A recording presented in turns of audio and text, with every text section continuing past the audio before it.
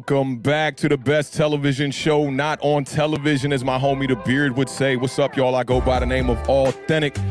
One half for the left side, strong side team of Awthentik and The Beard, man. It was a great, fantastic week for the New York Giants. I told Giants fans I was going to show up today in the drip, man. Shout out to the homie Carl Banks one time. Blessed me with this NFL jacket for the New York Giants.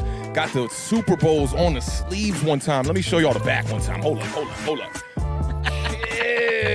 Kill. I'm about to be out here killing them with this jacket, man. Big shout out to the homie Carl Banks one time, man. OG Giants legend, man. I chopped it up with him on Twitter.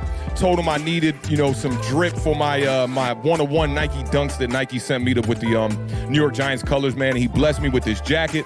I ain't even show The Beard this. He blessed me with this this mini signed football too. That's a little bit whited out right there, but he blessed me with a mini signed football. Gave me a New York Giants long sleeve tee, man. I'm very fortunate and very highly favored right now, man. So big shout out to the homie Carl Banks, man. I know y'all hearing the instrumental in the back. For those of y'all that are familiar with The Color of Us by yours truly, this is See You Win off the album, man. And I wrote this song with a little bit of the New York Giants in mind in the off season, man. And, today we finally got to see our dreams come true and get a victory, the first victory of the season. It took all of September to go by and to get to October to finally get us a win, man. But it's feeling real good, man. The vibes is really up. Washington football team got a big win in a, what we call them joints again, a boat race game against the Atlanta Falcons, man. So big shout out to them. So without further ado, man, let me bring in my brother, man, one time. The strong side to the left side to the strong side. What's up, The Beard, man? How you living, bro? What's going on? I just got this super dope Washington football team vintage sweatshirt. I see you. Courtesy of Over the Years. So shout out to Over the Years. Thanks, buddy. I'm super stoked. It was a weird victory for us. It wasn't as I think rewarding as the victory was for the Giants. I don't know, bro. I don't know. Yeah, we'll get into it. I don't know about that one. Man, I was looking at my TV because we know all those games was at 1 o'clock in the NFC East. We had a ton of games, to keep our eyes on. It was very difficult. But keeping my eye on that Washington game, bro, I was looking at it like they still hanging around. Every 20 minutes I look up like they still in this game. Man, Taylor Heinicke again. I lost my voice. After that game. I mean, I was going crazy. And I don't know if Monique's in the chat right now, but Monique was at the Tank's house for the games. Oh, so true. They had, and shout out to Benny. Benny's girl was there too. So they were watching. They had the Giants and the Cowboys game split screen, and then in our room Tank got like 3 living rooms. So in that game room, he had the Cowboys and Giants split screen, and then you had Washington game and red zone on, and it was like the sounds are going from all over the place. Like I love cheers. that. I love that. It was I love that. crazy. My girl comes downstairs in the basement and interesting. she sees me with like the 3 screens and all the audio on, and she's always like, "How are you like even concentrating on this? It just sounds like muck." I love that. I love hearing all the games. Yeah. And you gotta keep me this promise. Anytime, Benny, that's my bro. That's my bro. So anytime you get to a spot and Benny is there, I need you to call me up and be like, "Yo, Awthentik, Benny's in the building, bro." I'm going to make my way, man. That's my bro all the way up from VA, bro. Like, I wish I could have watched the games with Benny, man. That's my brother. We had a blast when we was out in Miami for that the Super Bowl in 2017 when the Philadelphia Eagles won the Super Bowl for my cousin's bachelor party, man. We had a straight blast. That's my brother, man. So make sure you make that promise for me, bro. I'm going to definitely need to catch up with the homie Benny next time he's in town, too. Will do. And it was a crazy weekend of football in general. I mean, on and off the field, like the Arizona Cardinals. I know I saw the Cardinal rule in here already. The Arizona Cardinals. Shout out. Like we thought they were good. At least, I mean, I can only speak for myself, I guess, but I'm pretty sure we both were on the same page on how good the Cardinals could be at the beginning of this season. And, I mean, that victory against the Los Angeles Rams was absolutely insane. I did not see that one coming. So they are the last undefeated team left in the NFL right now. We definitely both had picked the Rams to win that game. I didn't think it was going to be like no blowout or nothing like that. The Cardinals have been playing fantastic ball. 30-plus points in all of their games. Kyler Murray has 400 yards in every game, I think it was, or maybe it was 300. I think it was 300 in every game, which, dude's playing MVP-type ball right now. The Rams tried to hang. I think, the running back situation is going to come back to bite the Rams, in the long run here without Cam Akers. Sony Michel can do some things, but I think with Cam Akers, it's unfortunate we didn't get to see him with Matthew Stafford. That would have been a very dynamic duo for sure. For sure. And then, obviously, the off-the-field stuff going around the league right now with Urban Meyer in the club, which is kind of crazy. Like, there was mad reports coming out today. There was some guy. I'm not a big fan of the unnamed source, unnamed player, undisclosed. Yeah, you know what I'm saying? But it sounds pretty crazy down there in Jacksonville already, which is unfortunate because they probably played, even though they lost, they probably played their best game of the season this Thursday night that just passed against the Bengals.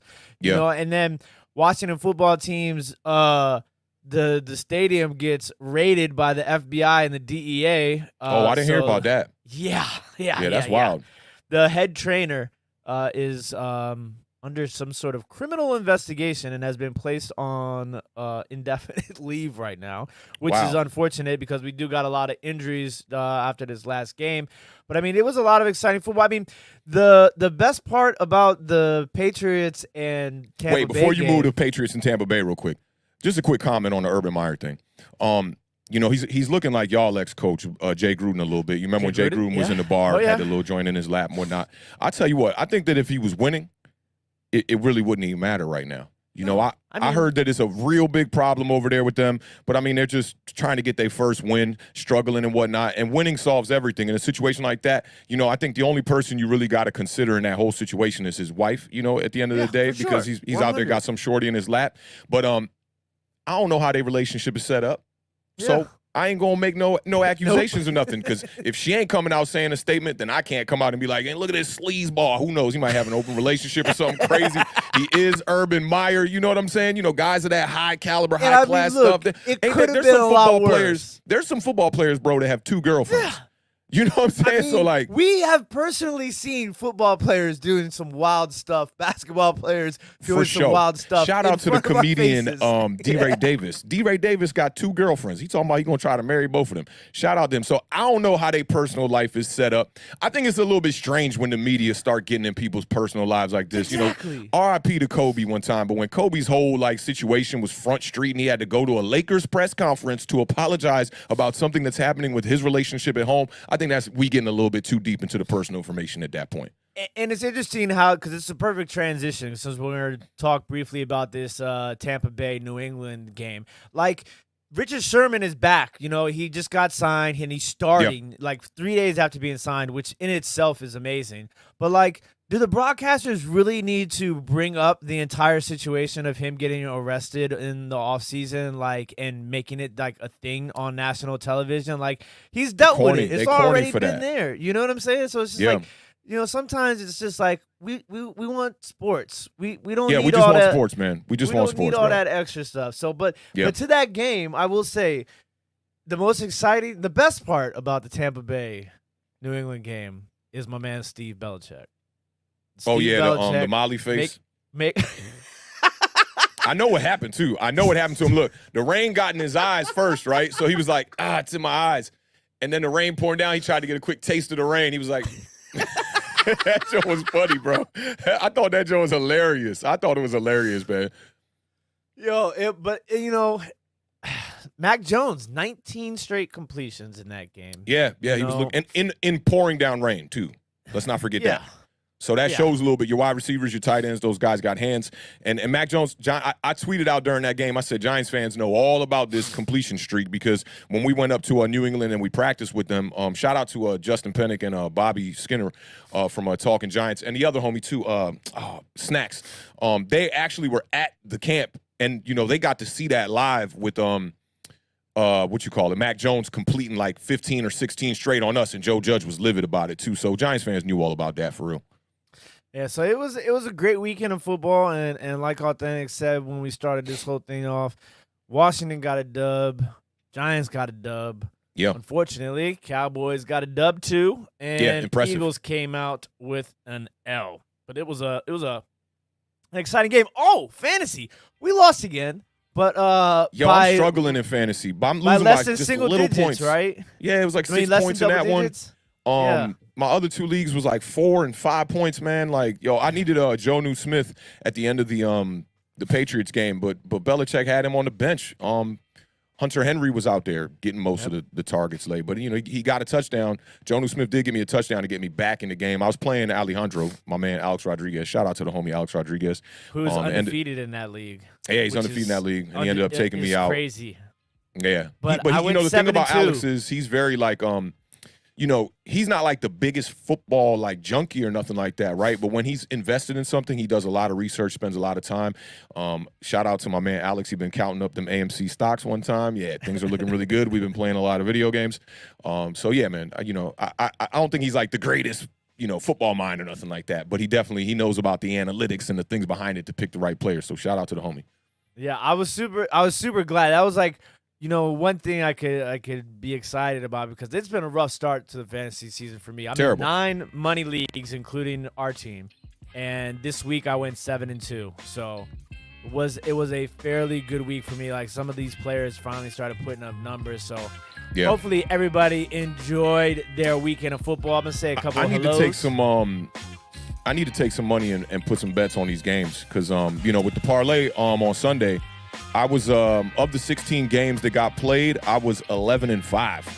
Yeah. So I'm about to start putting some money on that. This fantasy stuff, I don't like the whole week to week trying to stay concentrated on that. I got the best television show not on television to take care of. You know what I'm saying? I can't be out here playing fantasy football. Well, Saturday I'll make sure I ring you before I make my bets. Please do. I go out to Virginia every Saturday now to place my bets, because I can't do it in DC and how's that been going for you? Phones. I was down last week. I hit a 5-game parlay, which boosted me back up. But this week did not do well. Lions didn't sound Lions like you did well with that. Yeah. Well, Lions and Lions game and Panthers. Neither one of those teams covered, and that killed me. True this that. weekend. Yeah. So Kansas City Chiefs covered. We're gonna get to that one. Yeah, finally. Told Carolina, you about that game. I thought. Yeah, you did. Told you. Cowboys on fire. They are. And with CMC, bro, like Carolina, Sam Darnold did everything he possibly could in that game to try to keep them in it too. Speaking of Sam Darnold, he is the got the most rushing touchdowns of quarterbacks of everybody. Oh, most rushing touchdowns of anybody right now. That's what's up. Yeah, he's getting some sneaky ones. He's got some close to the goal line too. I think it's not like, I don't want to go and crown him as some great runner or nothing. I mean, he's doing a better job running than he did when he was with the Jets. But yeah, I mean, it's a cool stat. He's doing everything. It's one of those stats going around, and when I see it, I'm like, man, get that stat out of my face, man. Yeah, but Mahomes is 14 touchdowns now, leading the league. Derek Carr is leading the league in passing yards. Derrick Henry, 510 yards rushing, leads the league. Devontae Adams with 31 catches. Deebo Samuel, 490 yards. Cooper Kupp, 5 touchdowns. Defensively, Bobby Wagner with 54 tackles. Myles Garrett with 6 sacks, and Trayvon Diggs with 5 interceptions. Those are your league leaders. Yeah, Trayvon Diggs balling. Week 5. Hey, look, this I got to highlight one comment before you go. Shout out to the homie Kyle Pizzle in the building.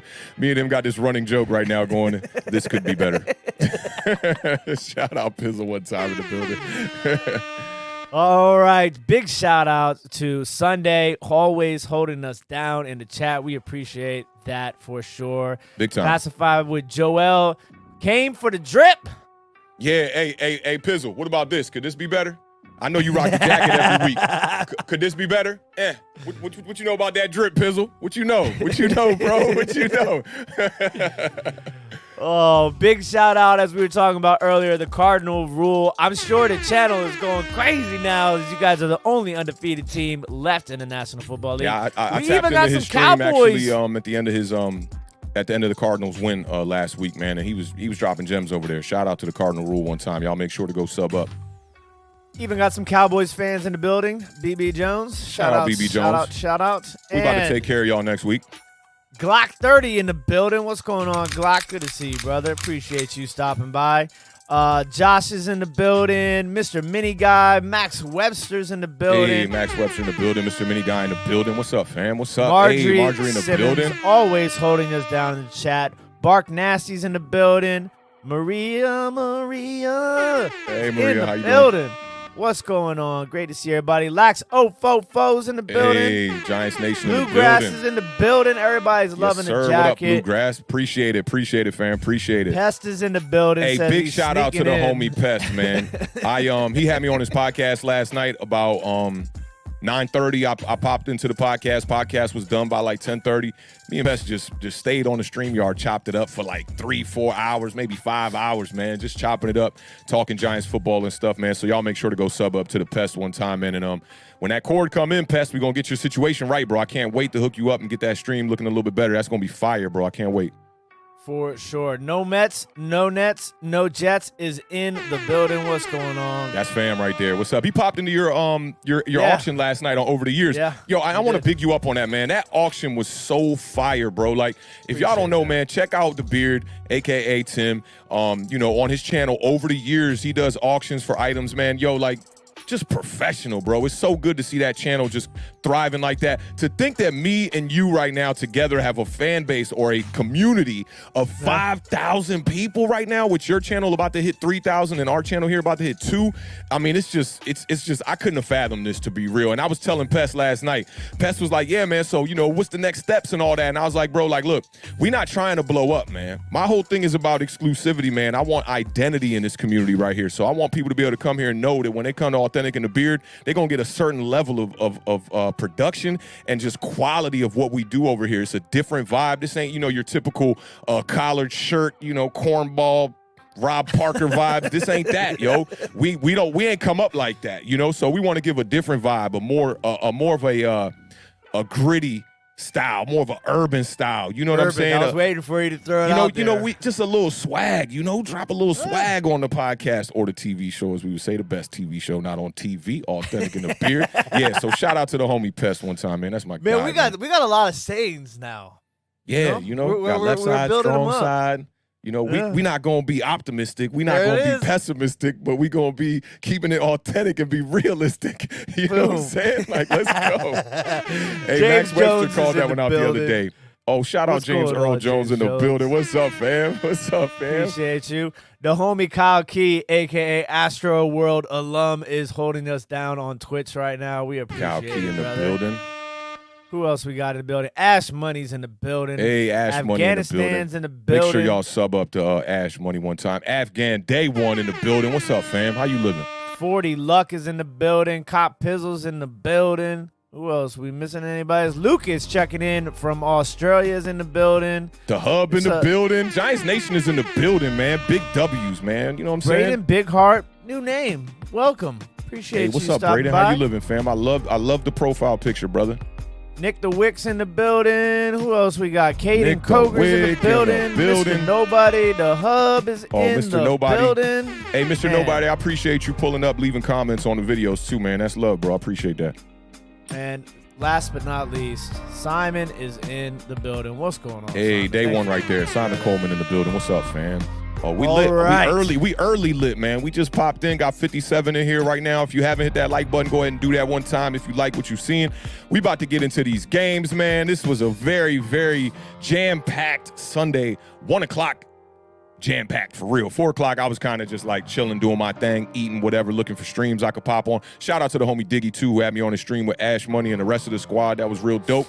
But let's get into this first game, man. The Chiefs at the Eagles. Philadelphia Eagles fell to the defending AFC champs by a score of 42-30. That's all I got, man. I don't want to talk about these Eagles no more. I'm done with it. Next game, baby. It's like, nah. Patrick Mahomes was 24-30 for 278 yards, 5 touchdowns. My man getting back into Patrick Mahomes form.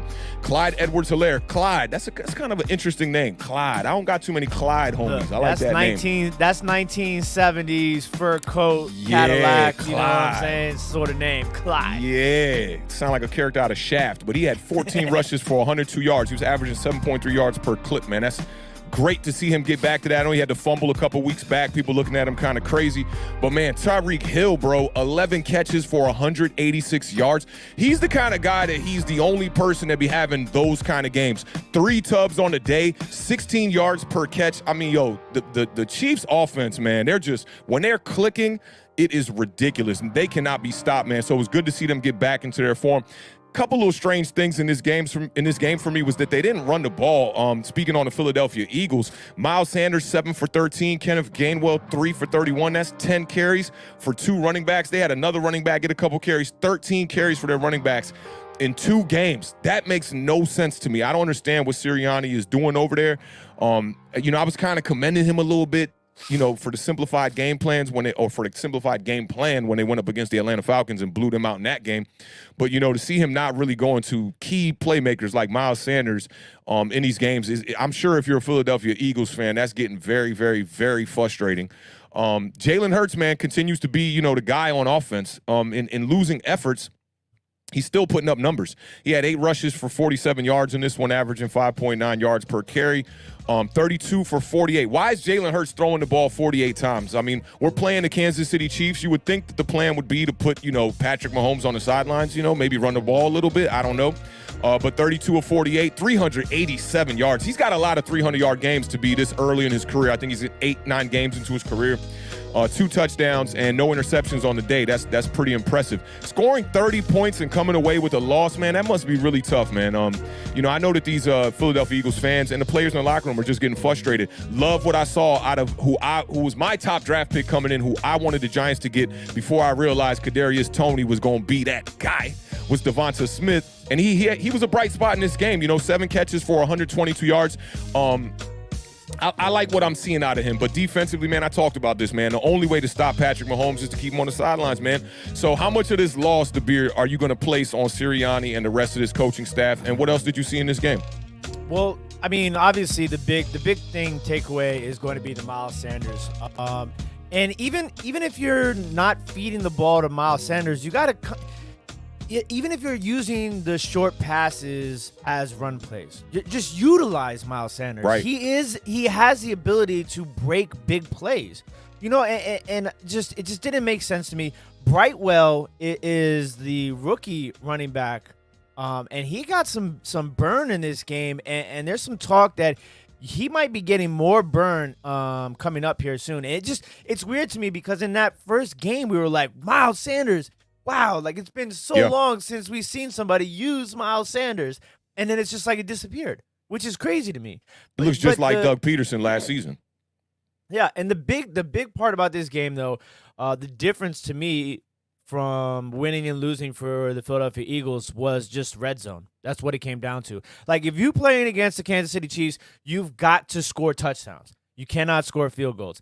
And you have to do something, at least if you can stop the Chiefs from scoring in the red zone once or twice out of their trips, and then you convert, your red zone opportunities, you have an opportunity to win this game.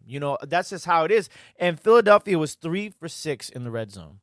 Like, that's just not going to get it done against the Kansas City Chiefs. On the other hand, Kansas City, 5 of 5 in the red zone. So that right there is a hard to beat. Difference. 3 of 6 ain't horrible. The Giants have gone 4 straight games, one for 3 in the red zone. We just got a W on this past Sunday. But playing the Kansas City Chiefs, I mean, you have to understand, like, if you want to beat the Chiefs, you got to score touchdowns. I feel you, but I don't like the amount of times that they got down to the red zone because it goes to show you the pace of the game. You got to slow the pace of the game down when you play in the Chiefs. That's how teams have been able to beat them. Patrick Mahomes in his first 50 games is 40-10. Yeah. Come on, dog. And the Chiefs, they didn't stop the Chiefs on third down defense. I'm a third down. They call me the beard third down. You know what I'm saying? Yep. Because I'm always bringing the third down numbers because to me it's the most important down in football. The Kansas City Chiefs were 9 of 10 on third down in this game. Yeah, that's crucial. 9 of 10 on third down and 5 of 5 in the red zone. I mean, you got to have some sort of throw a wrench in there, something. I mean, they did have the 1 interception on Mahomes. But like, and they 5 put up a touchdowns, fight. Though, it's like, eesh. Yeah, like it's kind of crazy. But this is kind of like Rocky IV, bro. I don't know if you remember in Rocky IV, when Rocky came back after Apollo died, he was looking up at his wife, Adrian, up at the stairs, and she was pissed off that he was about to get back in the ring. And she said, "You've seen him. You know how strong he is. You can't win." That's this kind of game right here. No, I'm sure it ain't a person on the planet that picked the Philadelphia Eagles to win this game outside of the Philadelphia Eagles fan base. I think I said Brightwell. Did I say Brightwell? I meant Gainwell. Gainwell, yeah, Kenneth Gainwell. And he had a touchdown that first week too.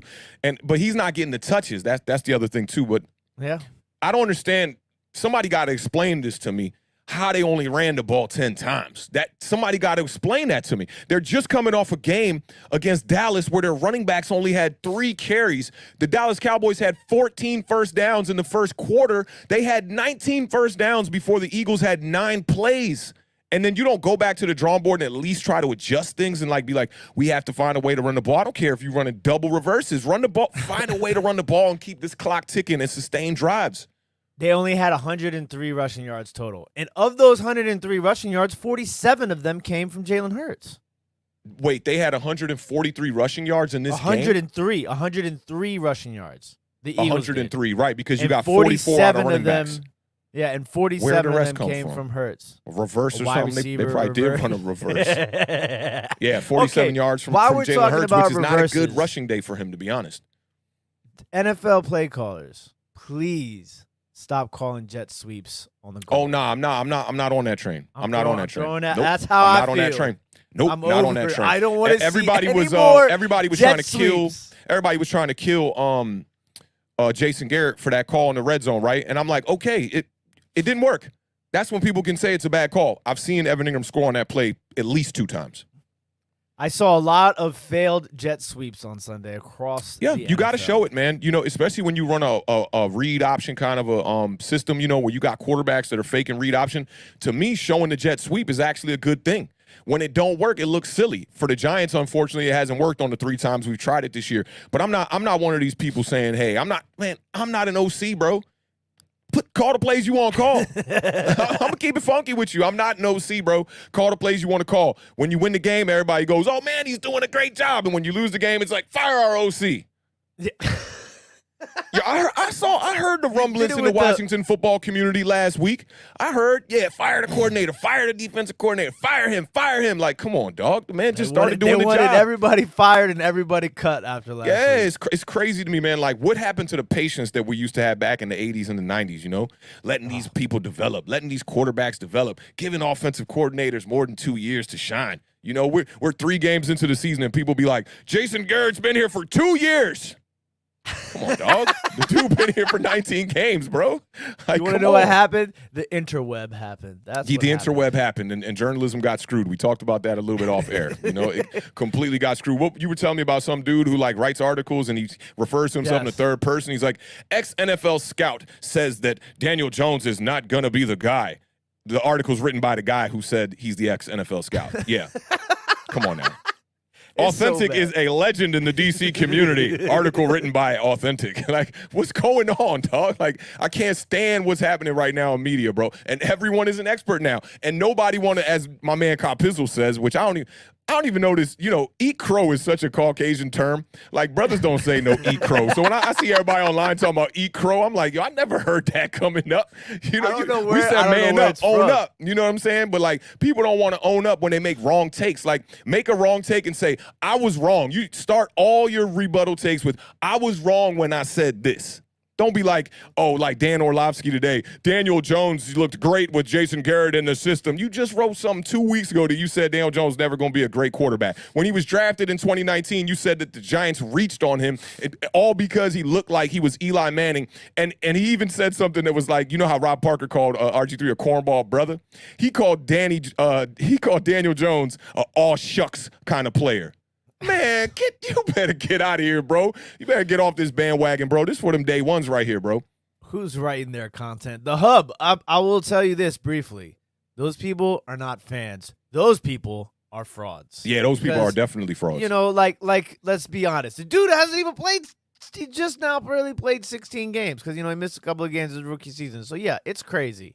And use your eyes. Chase Young looking good. He, dude can definitely ball.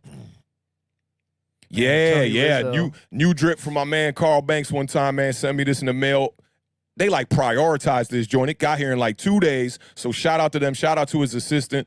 Bless me with this jacket. A couple other little nuggets over here, and just some stuff I'm gonna be able to rock for the rest of the year to go with them dunks, man. So again, big shout out to the homie Carl Banks. It's people online that was arguing with the legend 58. They arguing with my man Carl Banks. Carl Banks don't know what he talking about. What? Where's this ego coming from? It's coming from the keyboard. The Twitter fingers? Yeah, man. Yeah, man. Because I'm so confused off of how people could do it. But hey, they could, let them have fun because it won't last for long. Hey, man, look, I don't like the way this Eagles logo looking on top of my jacket. So, man, let's wrap this game up. Let's put a button on this one. I saw somebody ask this in the chat. How do you feel about the Washington football team faring against the Eagles when we do get to these divisional games later on in the season? How do you think we're going to match up against them, your Washington football team and my New York Giants?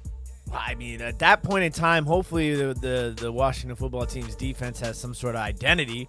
Yeah, I mean, like it's so far down the road, it's kind of difficult to look at. But I mean, obviously, my initial reaction is Jalen Hurts is only going to continue to get better, and you having to contain somebody like that who is a threat, to run, and with Devonta Smith, like the back end of our defense being so bad, like I see like. I'm having flashbacks of Michael Vick and Deshaun Jackson on Monday Night Football. Like, ooh. I don't know if you remember that game. But yeah. That's like the worst case scenario in my mind. Best case scenario, hey, we come out and we beat the Eagles to kind of shock everybody a little bit because who knows, we could be pretty bad at the end of the year too, and not expected to win. But like we did beat the Eagles last year 2 times, so hopefully we can keep that streak going. Yeah, hopefully y'all can keep that streak going. I think the Eagles are still a tough team. It's going to start with stopping Devonta Smith and Jalen Hurts. If you can stop them, put the pressure on other players to make plays, I think that's an easy win. You can take care of the Eagles for sure. Eating crow is a colloquial idiom. You would have had me on that word right there. Speaking countries, I was like, I almost didn't highlight it because I didn't want to have to try and say that. Right. That means humiliation by admitting having been proven wrong after taking a strong position. So I don't know. I like that. It's a good explanation. We're all from all different walks of life. In like 1800s, and like somebody was wrong, and like if you was wrong. Your punishment was you had to eat crow. Yeah, I wonder where the metaphor comes from with the eat crow thing. But that kind of reminds me of I'm gonna bring out a little bit more youth here. Kind of reminds me of something I saw on Twitter with a couple people talking with Entertainer and a few others. Shout out to NYG Rush. They were like, "What is cap?" And one of my youngins had to pop in there and be like, "Cap equals lying. Swag is how you're dressed. Drip is what you're wearing." Like, I thought that was funny. He's like, this is the new lingo for millennials. I was like, yeah, that's facts right there. Or Gen Z. They're Gen Z right after us. Man, listen, that whole generation thing is I'm lost. Because I guess technically, even though like I thought we were Generation X. Nah, we're all millennials. Starting from like 82 or something like that. I know technically, but in my mind, we're not millennials. We're Generation X. Yeah, Kyle Key said, same as putting your foot in your mouth. Shout out Kyle Key one time in the building, yo. That's what's up. All right, man, I'm ready to move on to this next game, man. That's enough Eagles talk. I was done after the first sentence, man, I know you were. Philadelphia Eagles fell to the defending AFC champs by a score of 42-30. Next game. Is it like say pause? It says LOL, LOL after it. Because you knew I was going to laugh. It's the setup, man. You know what it is, man. The best television show not on television. Damn it. Awthentik in the beard, man. 74 people in the building. Shout out to everybody here right now. Oh, that's what's up, man. Big shout out to everybody here in the building right now one time, man. I'm looking for this beat before we go into this next segment here. I'm going to take it off the screen so we don't have to look at the Eagles anymore. I actually I'm taking my time today, man. It's Victory Tuesday out here, man. I want this week to last as long as they can last, man. I still got the beer I punished on Sunday right up there, just sitting up there, man, with that New York Giants glass, man. Things are looking up, man. I'm very happy, man. I want to stretch this week out as long as I can. And surprisingly, like when you lose, the week feel real long. But when you win, you would think it would feel a little bit shorter. But man, I feel like we already did this show. I ain't even gonna front. Yeah, well, we had a little bit of a rough win, so it's been a little. I don't know why you keep saying that.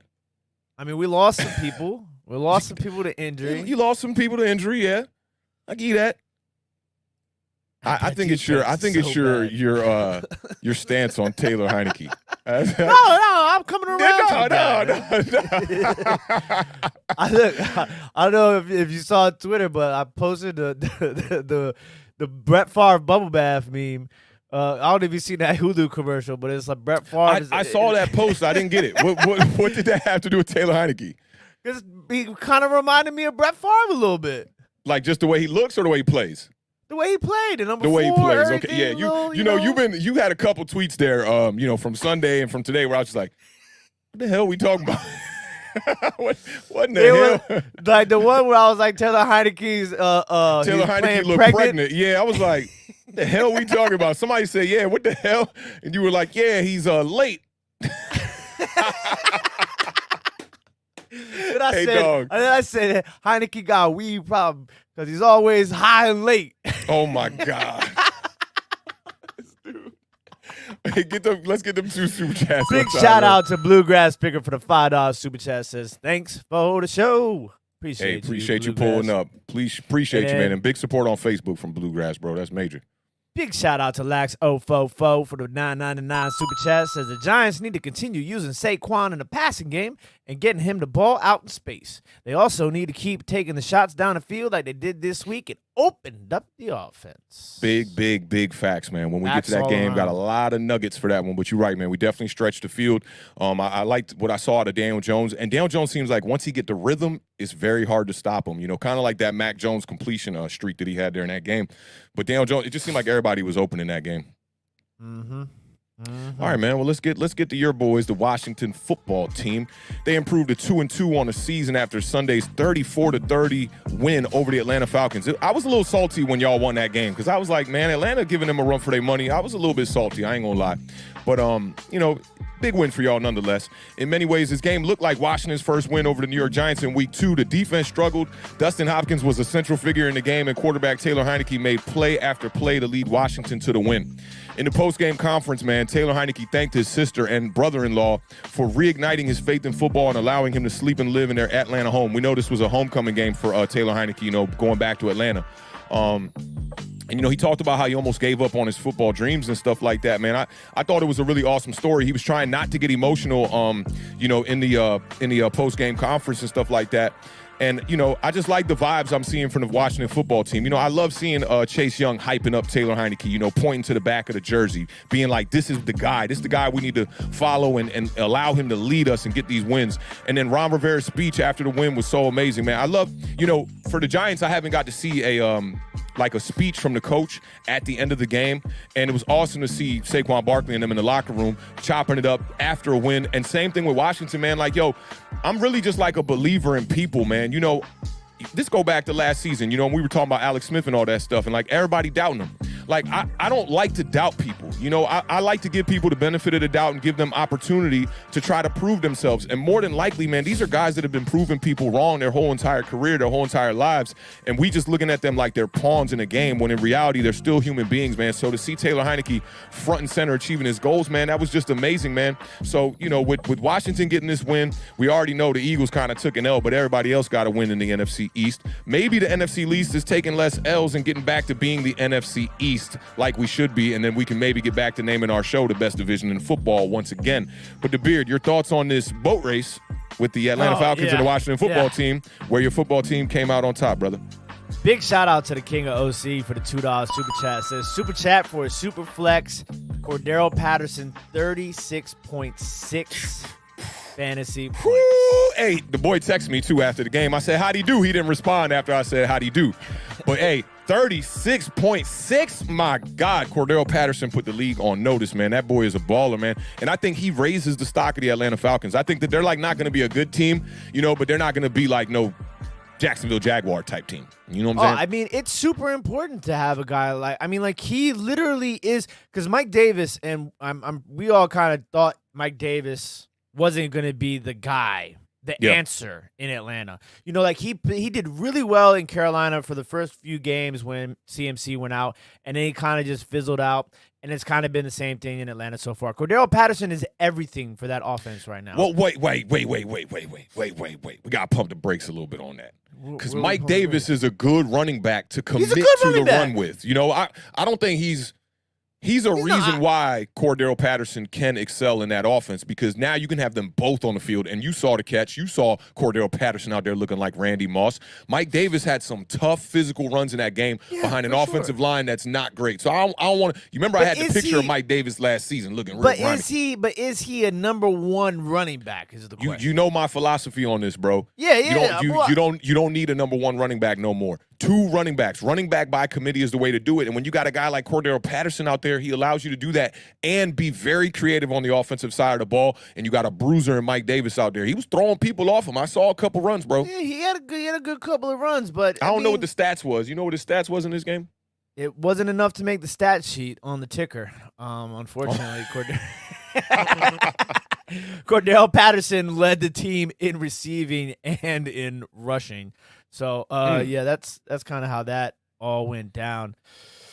I mean, listen, this was. I mean, he struggled. He definitely struggled in this game. He had was averaging barely a yard a carry. He had 14 yards, but tough runs, man. I like how Atlanta commits to that run to open up the pass. He did have a touchdown reception, I believe, right? Am I tripping? I'm not sure because I only got his rushing statistics in front of me right now. But I like Mike Davis. Gritty guy. Yeah, gritty. Nothing against the guy. He's a good guy. But just Cordero Patterson is he's the key to this offense right now. And it'll change, obviously, as the season goes along. And Kyle Pitts kind of familiarizes himself with the offense. But, I mean, everybody looks fantastic. Shout out to the parlay. Shout out to the parlay. Every Sunday morning at 11 o'clock a.m. Eastern Standard Time. These are all players we talked about. We told people you need to start these guys in your league, man. DJ Moore, Saquon Barkley, Cordero Patterson. So shout out to the homie McGinnis one time in the building, dropping them nuggets. Yes, sir.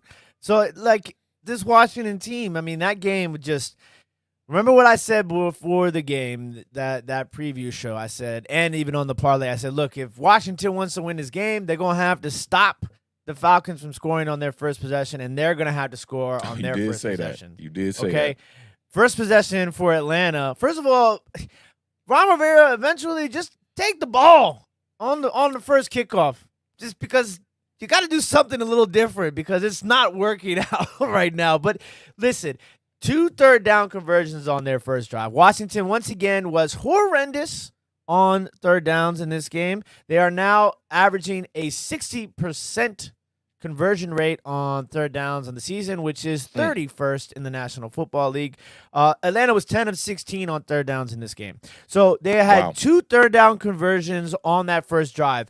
But a lot of the games that Washington has won this year, a lot of it has been some bend, don't break situations. Not necessarily the whole game, but there had been some bend, don't break situations. And so we, had to keep trying our best to stop people from scoring, and they were able to do that when they held them to a field goal on the opening possession. So that was one thing that was a little bit better than normal, because they had been allowing touchdowns, and now it was just a field goal. So that was a huge start to the game. And then after that, the offense looked a little poor on the first possession. We did not score. So we were down early, which was kind of, hurt us a little bit. And then you had Dustin Hopkins. We finally brought in a new kicker. He missed 2 extra points this game. And he struggled. That could have came back and haunted us. I think y'all need to go out there and find a kicker. Yeah, we brought somebody in to compete, obviously. Yeah, I think y'all need to just bring somebody in.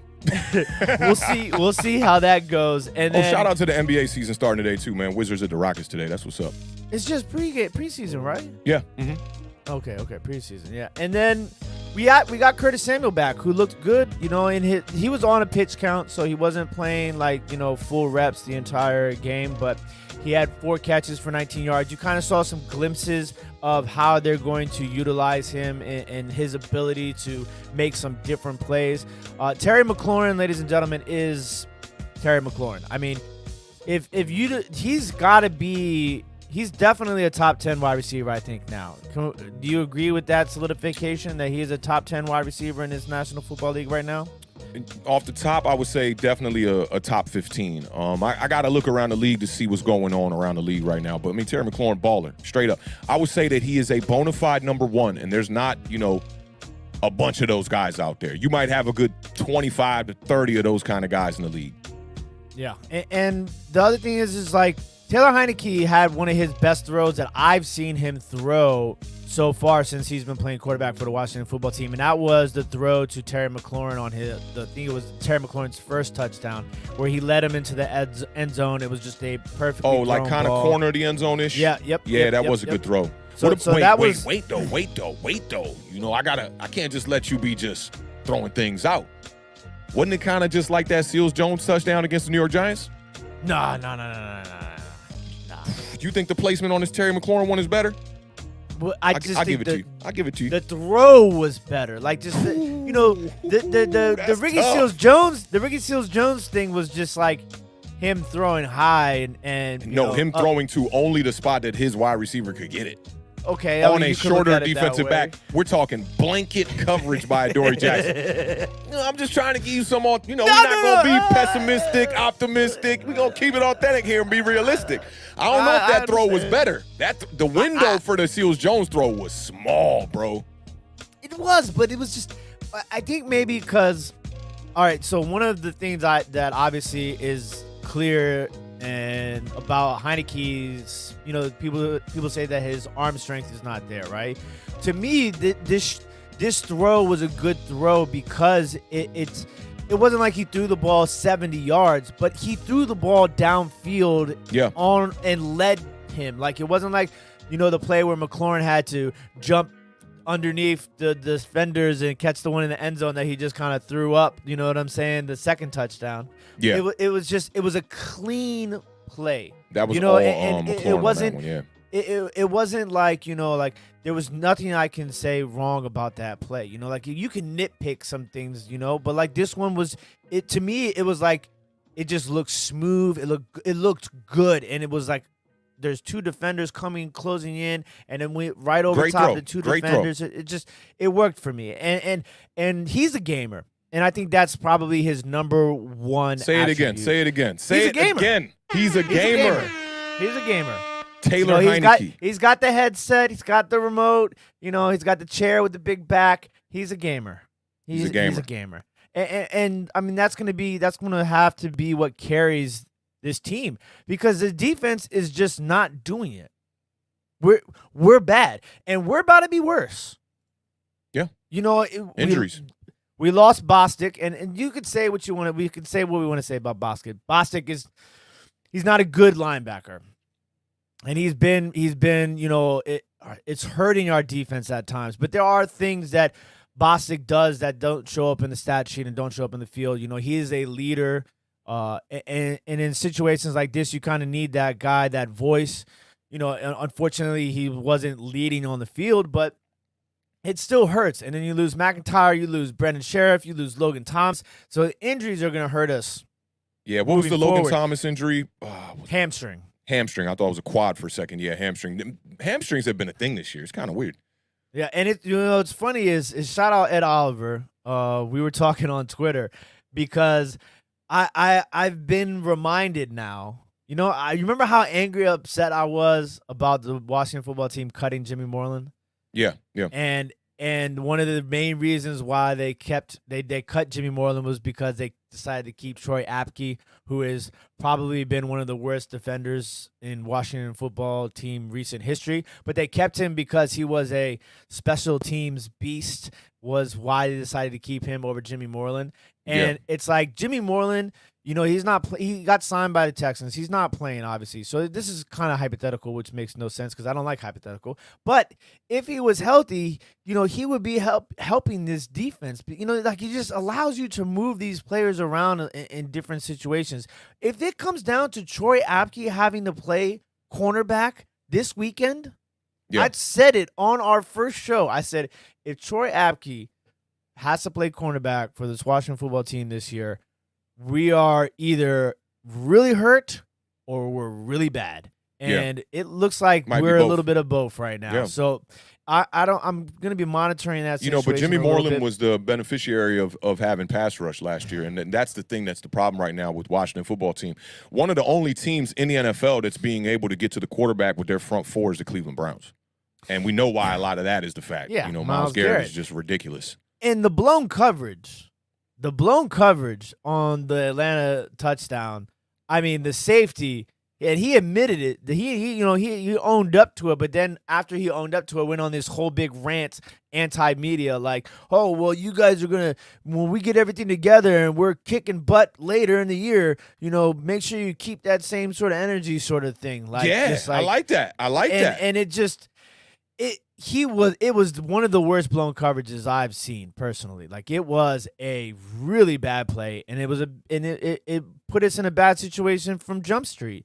Yeah. The biggest player of this game is DeAndre Carter. DeAndre Carter made 2 huge plays in this game, which biggest player of the game, you think, though? Biggest player of the game, DeAndre Carter. I see the vibes. I feel the vibes. I see you trying to shift it. I see you trying to shift it away from the real best player in this game because you just don't want to run with that narrative. Not yet. I know he returned the kick and all that, but bro. Okay, it wasn't just the kick. The kick was huge. The kick, you can't take that kickoff return. Kick was got huge. y'all back in it. Okay, but it was the catch that he made. I haven't seen him make a catch all year, but he made that catch on that last drive, on second down, 24-yarder right in the middle of the field, and that was like the kickstart to that drive. And just as much credit obviously has to go to Taylor Heinicke because he's the one that put the ball in his hands. I don't want to take anything away from Taylor Heinicke. I see you talking about a guy who made 2 plays as the key player in the game, though. I mean, those are the 2 biggest plays of the game. And then you got to give a little bit. Not the throw to McKissick where Taylor Heinicke buys just so much extra time in the pocket to then make some crazy backyard throw, or not the throw that was a lollipop in the air where Terry McLaurin literally almost comes from the back line of the end zone to make a crazy play, or the throws you just talked about with Terry McLaurin. You don't think Terry McLaurin was a bigger factor in this game? Okay, maybe I misspoke. I should have said the 2 biggest plays, not the 2 biggest players, okay? They're not the biggest player, but the biggest plays. He made the biggest plays. Terry McLaurin, I gave him his flowers. I mean, that's why I started off with Terry McLaurin. Terry McLaurin is going to be able to open a floral shop by the end of the season. They're almost upset at the win, man. They don't want to give him props to the young kid. I like Taylor Heinicke because he wear the same number I used to wear, too. I like that number 4. That thing looking fresh. I mean, listen, I'm not taking anything away from Heinicke. I'm cheering the guy on. That's my quarterback. Okay? That's my quarterback. But I'm just trying to, he's no Dwayne Haskins. He's no Dwayne Haskins. Dwayne Haskins, man. He might be starting in Pittsburgh by the end of this year. He might be. That boy Ben Roethlisberger. Ben Roethlisberger looking like he need to open up a chain of a restaurant or something right now. He looking like football is not on his mind. And I mean, it was just the defense is so bad. We have 1 takeaway all season. That's one tough. takeaway. We forced 1 takeaway. And you want to put a lot on the defensive line. I think it's easier to blame the defensive line because the defensive line has more names on it, unless you're local. You know what I'm saying? So it's easy to blame Chase Young, Montez Sweat, Jonathan Allen, Daron Payne. I mean, Jonathan Allen and Daron Payne on that. The one time when the defense needed to step up, though, they stepped up and they forced that punt to allow us to get the ball back to drive down the field and score. But I will tell you, there is not one Washington football fan out there that didn't think Atlanta was going to win that game when they got the ball back the last time, just because of the way that things have been going so far. The clock was an issue, I thought. If it was a 3-point, they had no timeouts. Game. Yeah, they had no timeouts, and it wasn't a 3-point game, so that really ruined them, I felt like. And we got to talk. I got to bring this up because, I got to put a dead to this Chase Young slander that is continuously happening. Weekly we talking about this. Okay? Yeah. So the play is the roughing the passer play. All right? So. Oh, yeah. So Matt Ryan rolls out. Chase Young is chasing him down, okay? If you watch the play, because people were like, why didn't he just tackle him? Why did he try to, he should have just knocked his helmet off and just tackled him. Like, if he would have just tackled him, we would have never been in this situation. I'm just like, how many times Chase Young has had some penalties in the past that have been bad penalties of roughing the passer, and those were mentally on him. Okay, like he made the mistake. And so the problem is that big shout out Birdman 951 in the building. New subscriber in the building one time. Appreciate you stopping by. So what I saw, because I immediately was on Twitter and people are just going at him. What I saw in that situation was he made his attack move, right? And as he's making his attack move, Matt Ryan is winding up to throw the ball. Yeah. And then he instead of letting go of the ball, because if you let go of that ball and Chase Young tackles him, it's 100% going to be a legal, by the definition, roughing the passer situation. But instead of letting go of the ball, he brought the ball back down. And so Chase Young is he's under the assumption that the ball has left the quarterback's hands because he's already in his attack mode. So instead of going to tackle him, he's just giving him one of these. And then they call the roughing the passer penalty, which was an absolute one of the worst penalties of all time. But that is why he didn't tackle him, because he is making his attack move under the impression that that ball is coming out of Matt Ryan's hands, and he's trying to avoid. So let me ask you this. Do you think he's not looking at the ball in that situation probably? I think he was looking at the ball, but I just think that it was so bang-bang that literally he's making his attack move. Bang-bang. I thought it was he's slow. making his attack move. I thought it was very, like, a little unorthodox, and that's what kind of threw Chase Young off. Because Matt Ryan was kind of falling back, kind of like pump faking a little bit, and then they said his knee touched the ground, right? That's why they called him roughing the passer? That was after, after he hit him, he then kind of does like a stumble and then falls, and as his knee hits the ground and then he throws the ball. So it was a really weird play to begin with. So to me, that from what I saw from that play and kind of what you're saying here right now, it almost seems like if they're going to call that call right and it's roughing the passer and he pump fakes, then you got to pick the flag up. Was there nothing that indicated a shot to the helmet? Because it looked like he hit him in the helmet to me. No, he hit him. He hit him right here. But the NFL says that he touched him in the neck to head region. That's what I saw too. I ain't gonna lie. Yeah, but he never hit the face mask. He never hit his helmet. You know, he hit him. Yeah, but you know how they doing with these quarterbacks, bro. They kneecaps to right here, dog. They don't want you hitting above. They don't want you hitting below. So I mean, it's strange. But for me, I think that like Chase Young's got to have better awareness in that situation. He looked. You know how they say play to the whistle. Yeah. He looked like he kind of just stopped a little short, thinking the play was over. But I mean, like this is the situation that the league has put these defensive players in. Yeah, it's like okay, if I've he seen goes Chase full Young do throttle, a good job of it. You know where if he goes he'll full go throttle and he hits him. Yeah, you wrap up. They don't want you falling on the quarterbacks, and you see a lot of guys doing it now. They hit, wrap up, and as soon as they're about to let you down, they just drop you. That's what he got to do in that situation. Why is he up high? Why is he up? Why is he even up by here? I mean, it's the angle that he was taking towards him. I think it got like, you ever seen somebody do like I've seen it happen with you on the basketball court plenty of times where you do some move that's so unorthodox that it'll throw a defender off because they're not used to that. You know, if I load up to do like a crossover, people kind of see it coming and you know momentum, right? And rhythm, you can reach for it and get a steal or something, right? But for Chase Young, it looked like the way that Matt Ryan was falling away was just so unorthodox, it threw him off. Because he was kind of like this. It wasn't like he was squared up. He was kind of like, at this weird angle. Yeah. Which was what was killer. I think you got to find a way to finish that play. I mean, I do think the flag is a little like, ticky-tacky. It's a little BS in a way. But at the same time, Chase Young didn't look right on that play. You know what I'm saying? Like, that, if that's my defender and I'm a Giants fan, and let's say that's Leonard Williams, I'm like, bro, what the hell is you doing? But when I explain it to you, does it not? I mean, like to me, it's like it blows my mind. Big shout out to RB Brooklyn though for the $4.99. Brooklyn in the building one time. In the building. Giants need to scheme up some blitz, some pressure on the quarterback to beat them Cowgirls. I believe we all in. Thank God for DJ. Facts. We all money in. We definitely all money in right now. We got to string some wins together, man, and try to get back in this race for sure.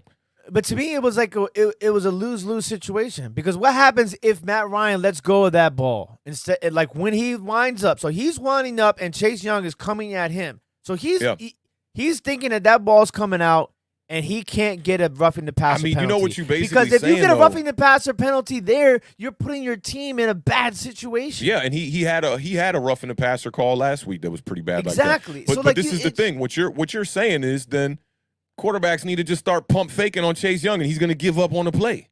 No, I mean, come on, dog. No, that's not what I'm saying. I'm just talking about this instance. You got to at least agree that he did something wrong on that play. No, I can't. I absolutely think he did absolutely nothing wrong in that play. You don't want your defensive your edge rushers playing that soft just off the strength of a pump fake. But this is what I'm trying to tell you is that like I wish we could show it right now. I don't think he saw the pump fake. I think he literally thought that the ball was going to be. Well, you released. said he had his eyes on the ball. That's why I asked you that in the beginning. No, I said I don't know if he had his eyes on the ball. I don't think he had his eyes on the ball. You're documented on here. I want you to know that. You're documented on here. I'm pretty sure that's what I said. But I thought the Chase Young thing was like, it's a bit of the unorthodox portion of it. I don't want to, harp on it too much, but like, I don't want to see my defensive end finishing plays like that and a pump fake make him go, well, I'm just not going to do nothing. And he did like a little, you know what I'm saying? Like, I don't want to see that. I'm sorry. Like I said, if I'm a Giants fan in that situation and one of my players on the Giants do that, I'm looking at them like, bro, get low. How you standing all you upright? You can't go low either. Like this, right? How do you not see the ball? You're not even low. You can. When I say get low, I'm talking about proper tackling form, bro. Like, go for the hips. What are you doing up here? Why aren't you doing this? Why aren't you doing this? Why aren't you at least doing this? Because he's not running straight at him. He's coming from this side, man. It wasn't like a straight on. So what is he supposed to do? Just get let up on that? That's what the problem is that he was in a literal, like, I don't know what to do. I can't hit him, but I got to go after him sort of situation. And it's just like. You giving him a pass, bro. You giving him a pass. You go back and you watch the play. I watched it just right before we got on air. I watched y'all game again because I couldn't watch it, live. So I watched the highlights from the Cowboys game and the highlights from the Washington football team game right before we went on because I had them on, but it was like, I'm deep in that Giants game. It was tough for me to really concentrate, so I wanted to go back see the scoring possessions. That was one of the plays they highlighted. I'm telling you, I wish I could show it on the screen right now, so for people in the chat who didn't see it, they could at least give some kind of assessment on it. But for you to say that, like, that's what you want to see out of your DN on a play where a quarterback's rolling right. I didn't say that's what I want to see. I'm just saying that, wrong. Like, he I don't think he did anything wrong. That's what I don't think that play Marjorie says she think it was a good criticism. Call. He slapped him. Doug, it was a horrible call. That call was horrible. I don't know, man. It's just like we're talking about probably the most aggressive player on y'all defense, bro. Yeah, but you understand the situation that he's in. You have to understand the situation. No, I don't. I don't understand that situation. The rate in which they're calling, bro. Go hit the quarterback. Go hit him. You can't just hit the quarterback. Yes, man. you can. You can't. Without getting flagged in today's NFL, it doesn't work like that anymore, man. Bro, quarterback's getting hit left and right, bro. What are you saying? But you are. We're gonna have to agree to disagree on this. Yo, I don't know, bro. To me, this one is wild. Like, you looking at that call and you're going, yeah, my guy did everything he could do in that situation to dodge the bullet. Like, to me, that's wild, bro. I said, man, we can't harp on it too long, but bro, like that he looked like he was playing flag football for a second there. I'm just keeping it 100 with you, bro. Like, that is not what I'm trying to see out of Leo. I will not debate that that's how he looked because it is how he looked. But the league has put him in that situation. I mean, I think guys got to adjust. I think he was so in his head about not getting the flag that's what happened. And that's what he did wrong. You feel me? Okay. So if I had to say he did something wrong, You can't be hesitant when you're playing edge rusher, bro. You're going to miss out on sacks, pass deflections, tackles, all of that. You got to go out there and be aggressive and set the tone. I don't care if the quarterback, all the rules lean towards the quarterback. In that situation, he didn't get a hit on the quarterback and he got a flag. If you're going to get the flag, man, go smack him, dog. Come on, man. What is you saying here, bro? Like, go smack him if you're going to get the flag. You got the flag anyway. Yeah. Go smack him, man. You a defensive end. You supposed to be a guy that New York Giants fans supposed to feel like we supposed to tank the last game of 2019 so we could have that guy instead of Andrew Thomas. Come on, bro. You got to go smack him, bro. Myles Garrett, go smack him. I don't care. I'd rather you get the penalty playing tough than get the penalty and allow to play when you playing soft. You know what I'm saying? Like, bro, let's be realistic here. Okay, so let me ask you this question then. Before we'll move on after this, okay? Now, let's say in his mind, let's say he didn't have his eyes on the ball, right? And he thought that the ball was already let go.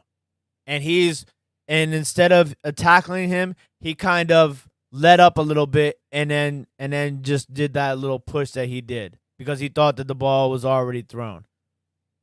Let's say that that's the scenario, that he thought the ball had been thrown, and so he let up to avoid getting the penalty. Okay, so look at this here then. If he thought the ball was thrown, why'd he smack him after he thought the ball was thrown? Because every defensive player kind of gives a little push. Well, push him on the shoulder pad. You won't get the call. Why you He up did high? push him on the shoulder pad. No, bro, that joint was up high. You said they even said it was near his neck. I saw it too, bro. It was in his collarbone. It's not like we're speaking on a play that I didn't see. I saw He the got play. him on the collarbone, man. All that unorthodox. Matt Ryan was like about to take a seat. He was sitting down like.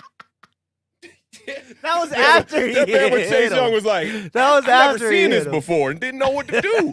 You got to be aggressive, bro. You got to be aggressive. You got to go for the play, man. You know, and I don't know. For me, it's just like that's one little blemish in a great win for the Washington football team.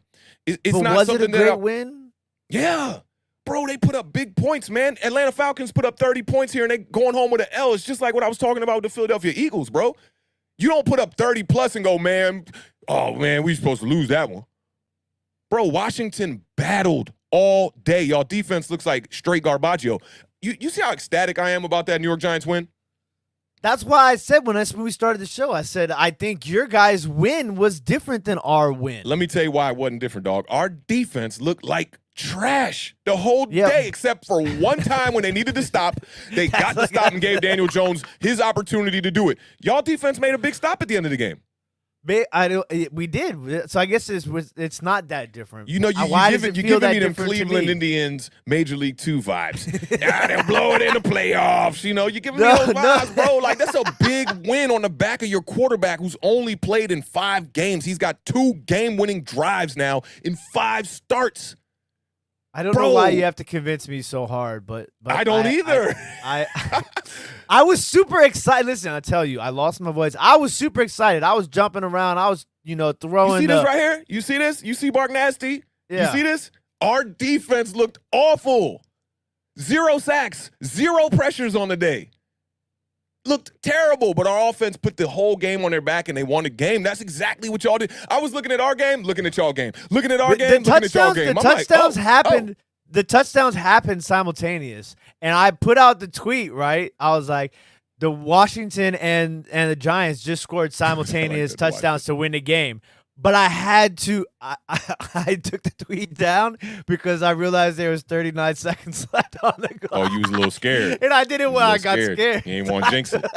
The tweet down. What can go wrong will go wrong. And big shout out to J.D. McKissick because that touchdown was that's fantastic. all J.D. That's oh my all God. JD.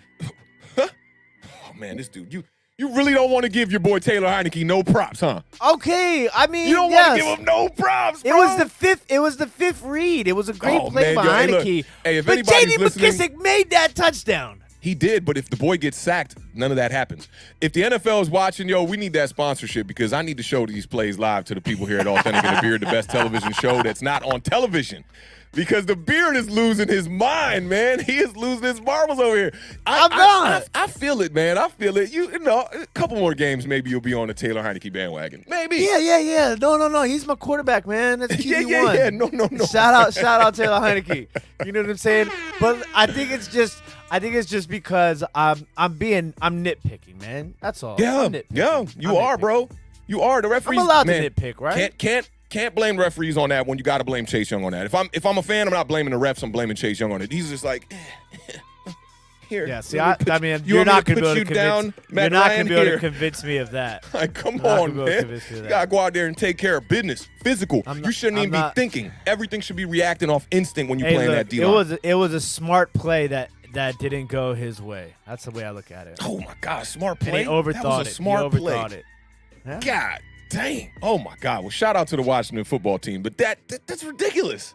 It's ridiculous. Shout out MDega 301 Washington football. I need to get y'all some kind of a air horn. Maybe that's y'all. The old purge air horn for the Washington football team. Yeah, if we can become the Washington Red Tails, man, that'd be dope. That we can use that. Oh, that will be. I'll add some like jet sound. Whoosh. Hey, but no, we got the dub, man, and it felt good. It did feel good. I guess there are certain things that are upsetting about the team, and I feel like if I'm gonna be excited about the win, I also have to kind of look at things in both angles of it. Like just so that I have an idea of what we're gonna be able to do. Because listen, maybe this is why I'm so upset, because I kind of wanted a little bit more of a definitive victory, knowing what we're about to go into. But I will say this: shout out to the Giants for beating the Saints, because we got the Saints next weekend. So now we kind of like, you know what I'm saying?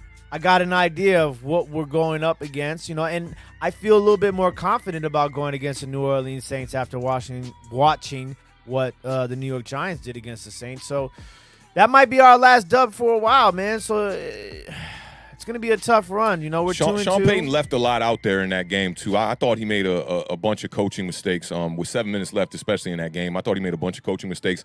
And I really think he should have just stuck with Jameis Winston. Jameis Winston is better at throwing the ball than Taysom Hill. Bark nasty. I don't know. Now it's all coming back to me. So Mike Davis did have the receiving touchdown, and it was on 7 missed tackles. That's why I was saying he was roughing some people up. That was one of the worst. I mean, yeah, Giants fans know all about that. I'm telling you, y'all game was so parallel to our game, it's ridiculous. Because it feels like the whole season is. The teams, the season, everything. I know. It's fortunate that y'all got to play us week 2, and y'all got a little extra W right there, to get a one up on us in the NFC East. But what I was going to say is the way Mike Davis was throwing, defenders off him is the same way Taysom Hill was throwing defenders off of, him in the Giants game as well. And then you look at it like your defense played a terrible game. And I got like 2 notes for this game, and this is one of my notes because I'm on the Taylor Heinicke bandwagon. I really think Taylor Heinicke is the guy. But with the score, it was 30-28. Washington had missed the 2-point conversion when y'all scored, right? And it was 30-28. The defense got to stop, and then Taylor Heinicke took y'all right down the field for a touchdown to win the game. Yeah. Dog, dude's balling. Dude is balling. Get on that Taylor Heinicke bandwagon. Just because I didn't say anything negative about Taylor Heinicke this entire episode. Yeah, but you're giving him these backhanded compliments. Who's the kid you said was the player of the game? What the hell, man? What is going on? Terry McLaurin and Taylor Heinicke, bro, were the reason why y'all won that game. You don't win it without those 2 guys. I want you to know that. Yeah, of course not. Yeah, that hurts you to say that. No. Listen, I am not anti-Heinicke, okay? I'm not anti-Heinicke. What about, are you pro-Heinicke? Yeah, I'm pro-Heinicke. He's my QB1, man. What else am I going to do? Is that the only reason? Is that the only reason? No. Oh, Lax, you didn't Shout have to out pay Lax for this, bro. 044 for the $4.99 super chat. Mike Davis, 14 rushing yards, 2 catches, 12 yards receiving, and a touchdown. Yeah, so that one catch for whatever yards it was, he was roughing y'all up. Did you? I mean, I'm sure you saw that play when you were watching. Yeah, why you think I said that in the beginning? Like, I didn't see his stats, but I was like, hold on, dog. He was throwing some people off of him, yo. Like, straight up, throwing yo. people off of him, or just we forget how to tackle? M. Digger, the disrespect you putting on my man's name. It's all good, bro. It's all good. You here. You welcome, bro. It's all good. You the way you was the Heinicke, you know what I'm saying? Oh, we haven't even got to my Giants yet. We have not got to my Giants yet. I'm stacking up praise for all the players I got down with this week, bro. Like, Taylor Heinicke was a guy. Patrick Mahomes was a guy. We still got to get to that Cowboys game. It's another one you ain't high on. That was the guy. Oh yeah, and I'm that will look at that. Just, yeah, you nice, just see, just nice. soaking, just pain. Oh, why is I'm almost through that whole crow on when it comes to Zeke Elliott. Oh, that's yeah, for sure. Last week I was eating the crow leg, crow wing. I got a crow platter coming up on that game. But yeah, I mean, like I said, Definitely. Shout out to Taylor Heinicke. Great win, buddy. Give him you're the man. You're the man. Who's the man? Taylor. How does that go? I almost butchered it though. Who's the man? I'm the man. Oh, I thought you were going Shaft. I thought you were going Shaft. I thought you was going Shaft. We're not doing. Who's the man with the man? But look, anything else? I was happy. You was happy? How happy are you right now? You didn't say nothing about victory, Monday victory, Tuesday victory, week. Bro, I'm about to just bask in this 7 days of a W. You can't tell me nothing on Twitter. Who wants smoke? Cause look, man, I'm trying to win a division here. Yeah, you know who's gonna win you that division, right? Taylor Heinicke. Terry McLaurin. Yeah. J.D. McKissick. No, listen, you know, what's the kid's name who ran the kickback? I've been on the Terry McLaurin for beginning of down time. I know. You should know he was the best player in this game. Terry McLaurin was the best player in the game. Yeah, that's what I just said. Yeah. Yes, he was the best player in this game. But DeAndre Carter's two plays. I was trying to be contrarian, man. You know what I'm saying? You know, I feel you contrarian. That little super chat we got earlier got you using some high vocabulary I'm not accustomed to over here. I like it. Contrarian is a very daily fantasy sports used word, so that's the only reason why I know what that means. I like it. So should anything else on this game? I think we take a little quick commercial break and then we'll come back and we'll talk about them New York Giants, baby. My man Daniel Jones, Saquon Barkley back in the building. Let's do this, man. We'll be back in a couple seconds.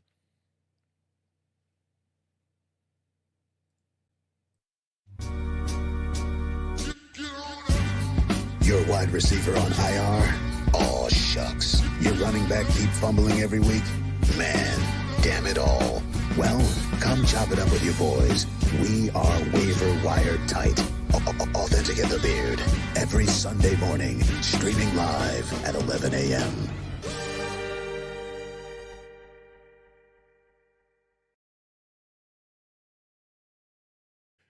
You like that? You like that during the break? I was giving the Beard one of these during the break.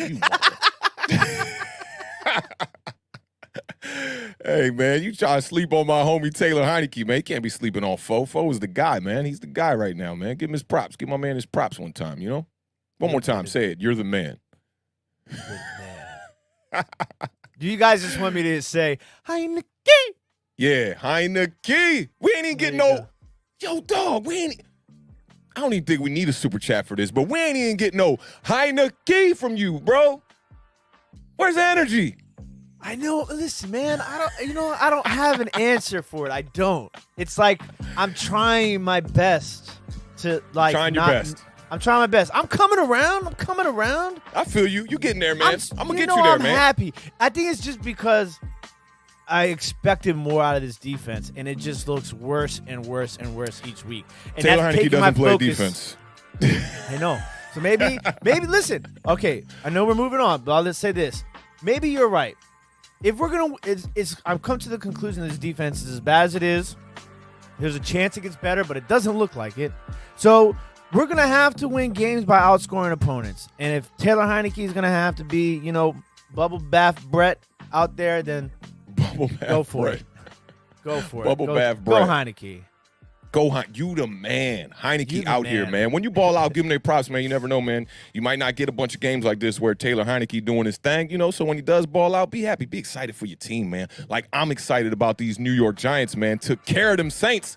27-21. What a game from my New York Giants one time. Let's turn this up a little bit, man. Let's get the vibes high up in here one time. You know what I'm saying? Hey, Giants Nation, let's see some biceps in the chat one time. Hey, Beard, let me get one of these from my man Taylor Heinicke one time. Left side. Strong side. Yeah, that's what I'm talking about, man. Yeah. Giants defense came out early in this game with a 4th and 3 stop on Kamara that I thought would set the tempo for the defense. But Kamara was the heartbeat for the Saints offense all day. Kamara ended the day with 26 rushes for 120 yards. The Giants really couldn't stop the pass all day either. Jameis Winston, man, 17 for 23. Let's not forget about Jameis Winston. He is one of 6, I believe, quarterbacks to ever throw for 5,000 yards. The names on that list don't even make sense that Jameis Winston is on that list with Drew Brees, Peyton Manning, Tom Brady, Dan Marino, and a few others on that list too. But yeah, if I'm the Saints, I'm staying away from Taysom Hill throwing the ball. Let my man Jameis Winston cook. Stop trying to make him into a game manager. My boy can do things. I like what I'm seeing from Jameis. He owned up in the press conference and said, yeah, that's on us. We got to go back to the drawing board and get better. He was actually really upset that he couldn't get the win for the home team fans over there with the Saints. We know about all the turmoil that happened with the stadium and the weather issues that they were having, the fire that they had and all that, man. So I think they got to stick with Jameis Winston. The Giants defense was bad in this game. 15 missed tackles on the day, 0 0 quarterback sacks, 0 quarterback hits. The one standout defensive play was big. It was James Bradbury's interception on Taysom Hill. Get him out the game. Your boy Jameis Winston had a pass come back that was about a 40, 50-yarder. They got called back for a penalty, man, and they went right back to the deep shot. Taysom Hill throws the ball right to my boy James Bradbury on the interception. Now, let's get to the real business here, man. The New York Giants offense, oh my God, they look so good. This is probably the best game of the year for the New York Giants. Daniel Jones is now 4 straight games of a passer rating of over 90. My man is cooking. Didn't even get to 3 games in the Pat Shurmur era. Jason Garrett called a solid game plan, and the Giants executed to perfection. Daniel Jones was 28 of 40 for 400 on him. 402. 1 touchdown. I think they might have corrected that to 2 touchdowns. We're not too sure about it because the John Ross touchdown early on in the game, they weren't, they said he fumbled. They took it back. I heard they put it back. I heard Bobby Skinner say that they gave it to him in the long run. Right now, the Giants offense currently ranks 14th in the NFL. We're pretty much up half on the league. We were 31st in the league last season. Daniel Jones, in this game, he had 10.1 yards per throw. I mean, that's up there with your boy. We talked about this. Lamar Jackson is leading the league right now in yards per completion. It was somewhere around 12 or something like that. Daniel Jones right up there with him. Their passing offense right now ranks 7th in the NFL, averaging 282.5 yards per game. Daniel Jones is 7th in passing yards with 1,184 and 15th in passer rating at 98.3. My boy is on fire right now. My boy is balling out. For everybody who doubted him in the beginning, the Dan Orlovskis, whoever you are, if you doubted that man, Daniel Jones, you need to do as my man Kyle Pizzle was saying, eat your crow right now and admit that you were wrong right now. At least to this point, that boy Daniel Jones is definitely cooking. He also had 9 completions on throws that were 10 yards or more down the field. It was the most of all quarterbacks in week 4. Shout out to my homie on Twitter, and I don't know if he's in the chat right now. I know he's a day one who's always been pulling up to the streams. My homie at Wildin' Plug, he posted this stat about Daniel Jones on the road, and this was one thing I didn't take into consideration going into New Orleans for this game. 16 away games for Daniel Jones. He has a completion percentage of 63.5. He's got 3,814 yards, 25 touchdowns, and 7 interceptions on the road. That boy is cooking. Home games is a different story. And I asked this today on Twitter when I saw Bobby Skinner post, we need to burn down MetLife. And I know that's a reoccurring theme with them over there. And, I'm here in D.C. with the beard and whatnot, so I don't know about what's going on in the market too much in the New York Giants market and whatnot. And they were saying, a lot of the losses is the reason why they want to burn down that stadium, because the way that the Giants have been playing ever since they, turned it into MetLife, and also the Jets actually struggling in the same stadium. But 15 home games for Daniel Jones, 62% completion percentage, 3,340 yards, 14 touchdowns, but the interceptions go way up. 16 interceptions at home. Now, there's a lot to go over here, man. On my Giant Overreaction show on Monday, we talked a lot about this, about the statistics from some of these players on the offense, man. This was the first game we really saw it all come together. Really gelled as a unit. Love what I saw from the play calling. There was a couple little blemishes I'll get to later. Saquon Barkley, man, I think it all started with him in this screen game, this short passing game, and then it opened up later. He talked about how they ran the play that he scored the touchdown on, the 52-yard touchdown. They ran that in the first half, and he said, hey, I think I got a shot to turn this up the field, turn it into a wheel route. Him and Daniel Jones saw the same coverage again. Went right back to it. Wheel route for a touchdown, 52 yards. John Ross was very effective in this game, and I think he's the reason why the whole, stampede started to actually happen with this offense with that first touchdown when we were tied at 0 at the beginning of the game. He gets that big touchdown play early on. He ended the day with 3 catches, 77 yards, man. That's exactly why we brought him here, was to peel the cap off the top of these defenses. Kenny Galladay, man, just doing it in every different way. This dude is just a fantastic wide receiver when things are going his way. 6 catches on the day for 116 yards. And my man swagged out in the press conference, dripped way out, bucket hat, big ice, big chains on his neck. The Joker, my man Kadarius Toney, 6 catches on the day for 78 yards. This is the breakout game we wanted to see from the rookie. Put the league on notice. All y'all people that was calling this man people was calling Kadarius Toney a bust before he even played one game. They was talking about he was a bust when his cleats wasn't fitting. They was talking about he was a bust when he had to go back home for the death in his family. They was talking about he was a bust when he was banged up. And now you got a guy out here that seems to be a player that has a skill set that not any other player in the NFL has. There's only one guy that I've been comparing Kadarius Toney to that's an active player right now, and it's DJ Moore. DJ Moore seems to be the only guy that's shifty. Shout out to Maryland in the house. If y'all don't know, me and Tim both from Mo County, Maryland one time, residing in D.C. right now. But yeah, big shout out to Kadarius Toney, man. Loved what I saw. Just the charisma in the post-game conference was just amazing to see. I watched it like 4 times, man. Dude had me laughing. He almost seems like when the beat reporters ask him stupid questions, he just got to laugh and just be like, I guess I got to answer this. And he answers their silly questions. You know, one of the bad things that I think that was a lot of fans were a little bit disappointed with the play calling from Jason Garrett was 2 things, actually. The 3rd and 1 pass call in the red zone right before Graham Gano missed the kick. I think you run it there, man. And if you're, you know, like, just run it twice there. Me and Entertainer was talking about this on Big Blue in the Bronx's stream earlier this morning. Let me put this on pause real quick. Big Blue in the Bronx, bro, if you a Giants fan, do this right now. Go to his channel and sub him up, bro. It's a shame that, like, not a lot of people are tuning into what he's doing and seeing his premieres. Today it was just me, him, and Entertainer watching his premiere, chatting it up during his premiere, and he's just hitting on all aspects of the game, man. Like, he really knows his stats, really has a bunch of good nuggets over there. He's got the voice for this, I think. He could be a true analyst. Him and Nate Talks Sports or Nate Talks Football, they could really be, like, analysts in a couple of years here, you know. So shout out to the youth. Them dudes are really coming up doing their thing. Make sure you go sub up to both of them right now. I really like what they're doing with their channels. But that 3rd and 1 call, me and Taylor was talking about it. We were just like, yo, you know, if you're gonna go for it on 3rd and 1 to pass it, you might as well just do 2 runs. Go for it on 4th down. I know it was early in the game. Joe Judge not going to just listen to the fans and be like, I'm going for it every time now. But that was one blemish on Jason Garrett's play calling, I think, there.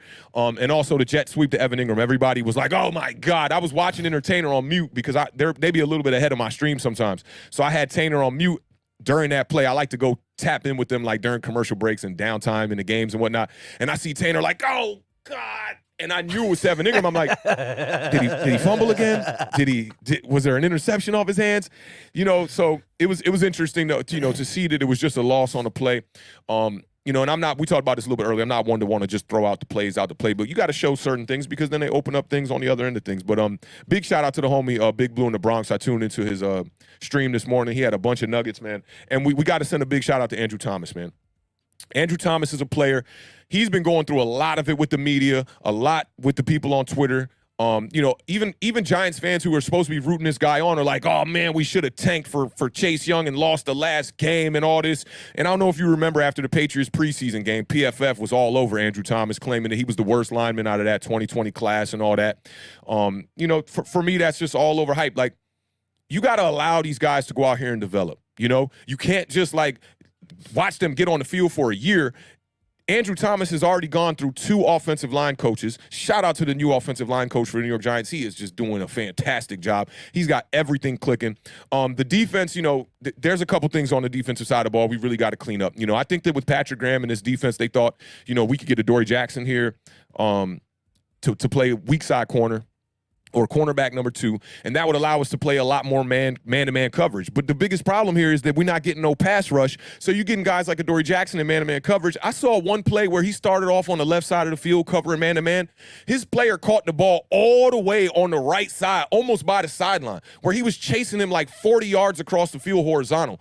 There's no way that our cornerbacks are going to be able to cover when you got no pass rush. And like I talked about this earlier, 0 hits on the quarterback, 0 sacks on the quarterback. You know, this dates back to last season. You know, they got to figure out a way to get pressure on the quarterback. And last year we did figure out ways to do that. I think Dalvin Tomlinson was a big key factor in that. And even guys that no one really mentions, you know, like Jabal Sheard, who was getting pressure on the quarterback as well last season.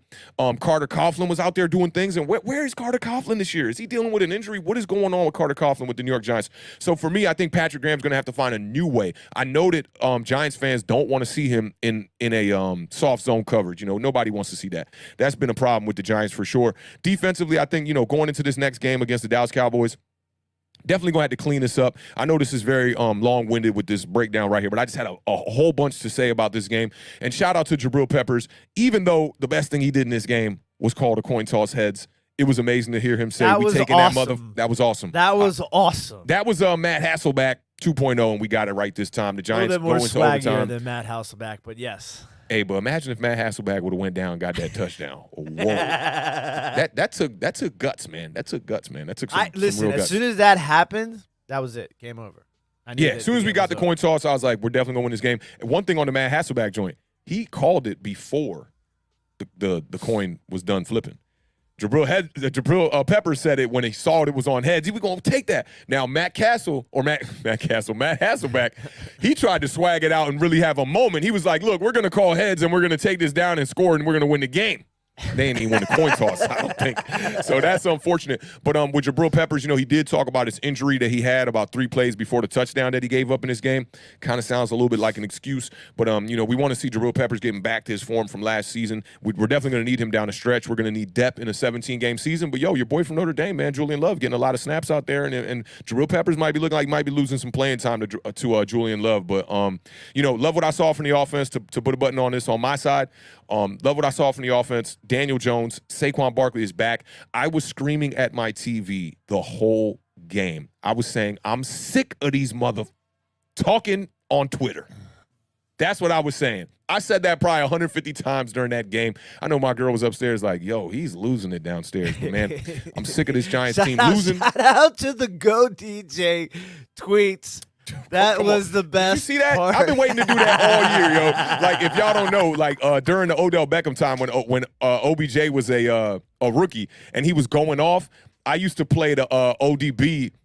Ooh, baby, I like it raw. That joint, every time Odell would score a touchdown, people would come to my house. We'd have parties at my house. This was back when the beard was living with me and whatnot.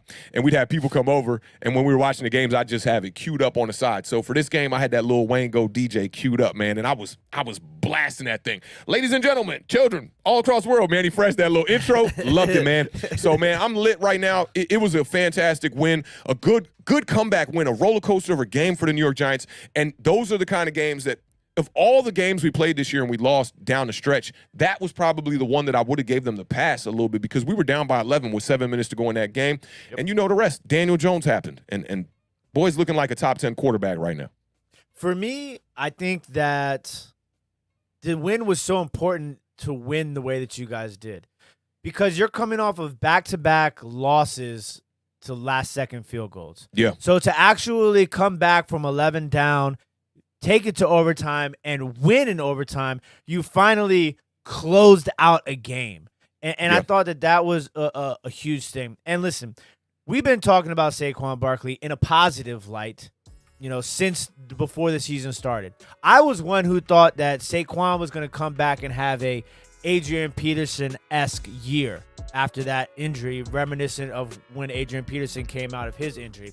And I think you finally saw him pass game, catch game. That one play, all it took was that one play to remind people of what Saquon can do out of the backfield.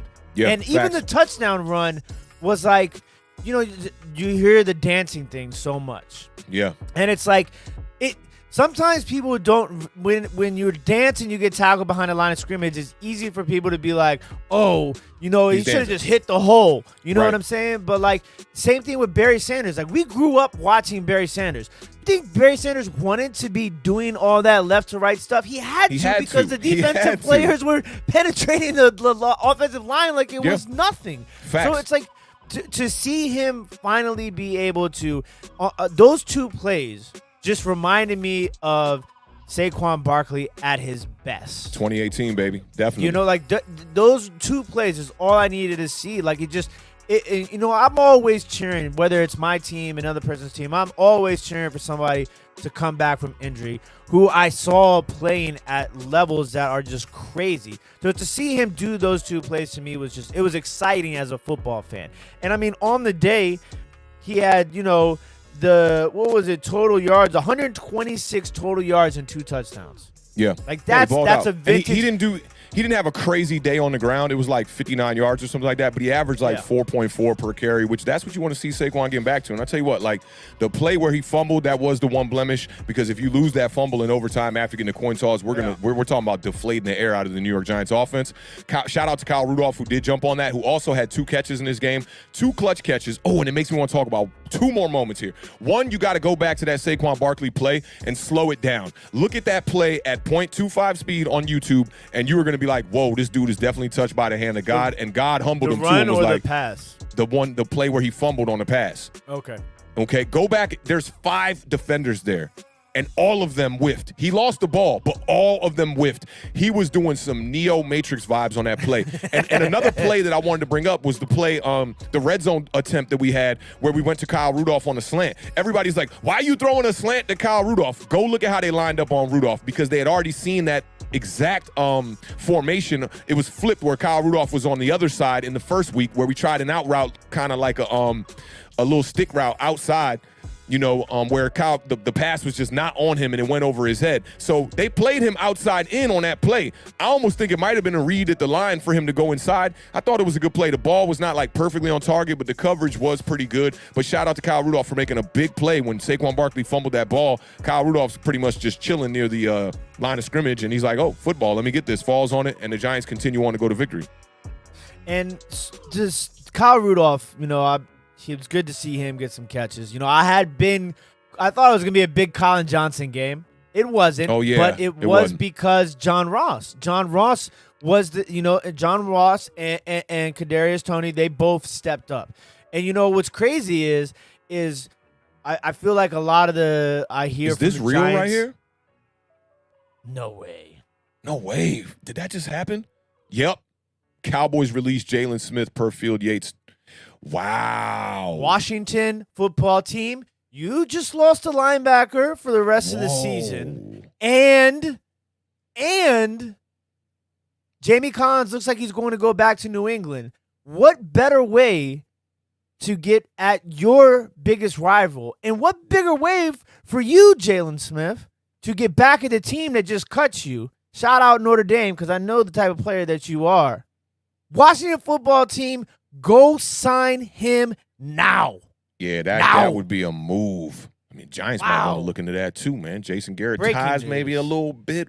That's definitely breaking news, man. And we appreciate everybody in the chat that's, keeping us up to date with that. I love when we get breaking news on air. I love that. Yeah. I love that, man. That's shocking. Why?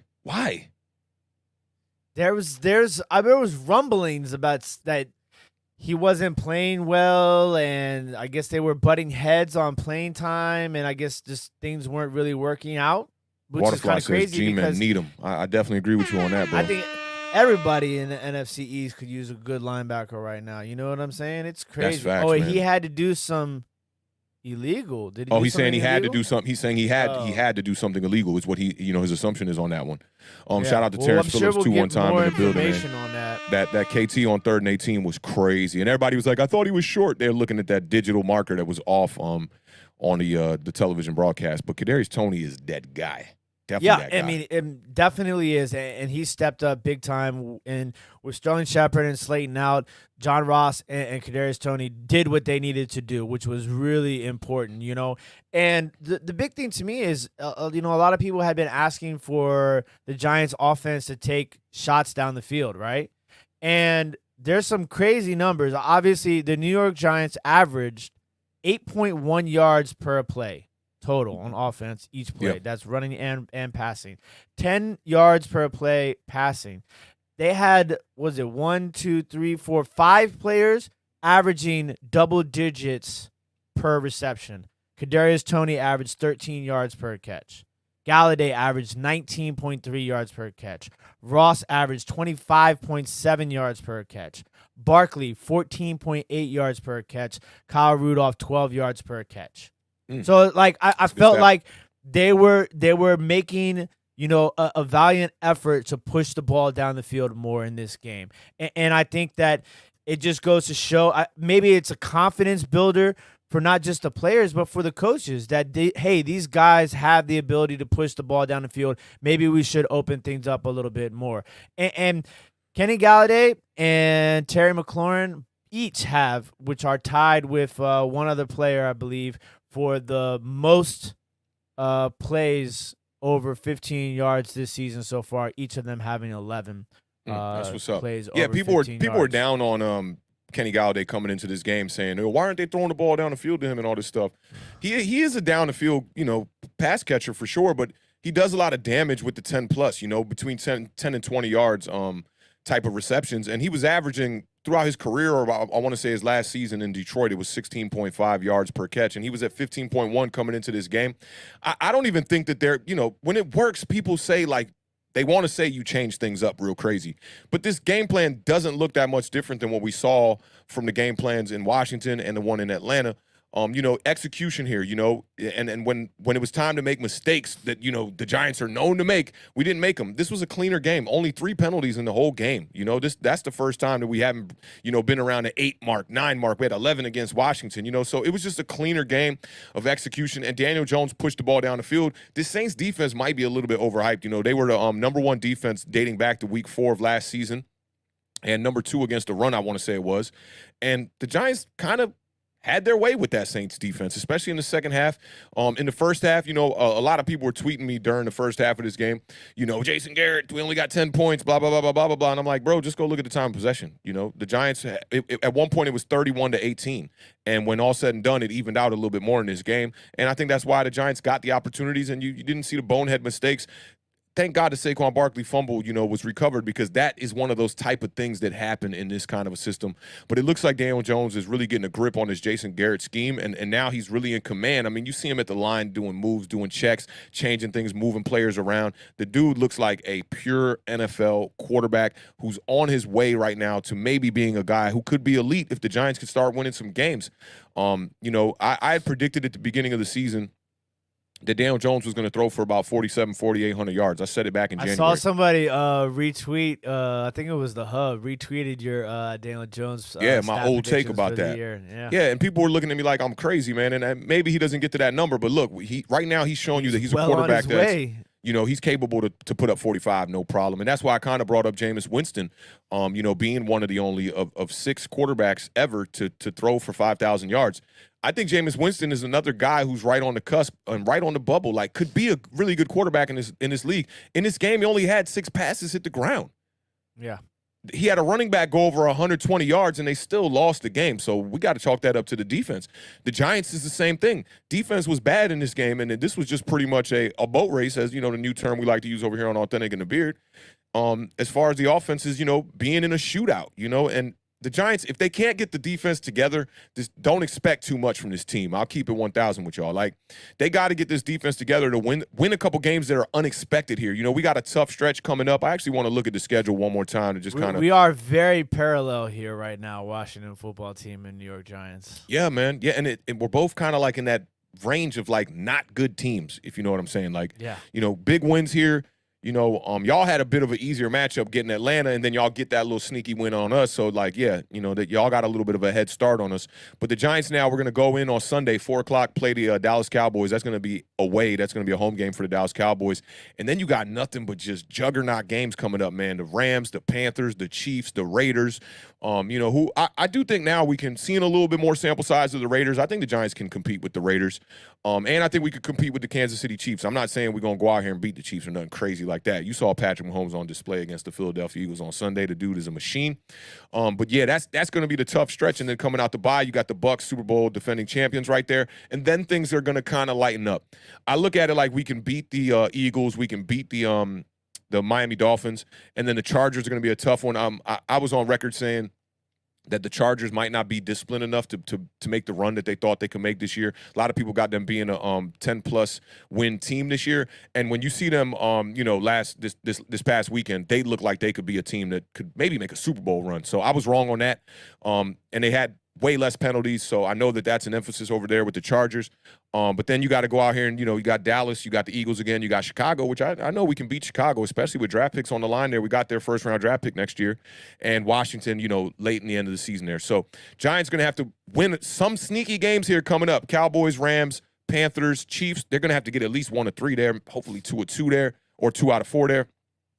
And then they can make like a true run and maybe get themselves back into a little bit of a race here, because the Cowboys look like they probably going to run away with this division. So it's going to take either Washington football team or the New York Giants to be able to knock them off that horse a little bit and, bring their wins more reasonable, maybe around a 9-10 mark. This game is huge. This game is huge for us and for you guys, obviously. But, you guys can come in. If you guys can beat Dallas, I mean, that throws a wrench in everything. Yeah, but they got a big head start, man. They just won 3 in a row, right? Cowboys just won 3 in a row. They beat Panthers, they beat the Eagles, and they beat. So they're 3-1. We're 2-2, and you guys are 1-3. Who they beat week 2? It's The on Cowboys, Chargers. They beat the Chargers. Yeah. We're not talking about no slouch teams here. No.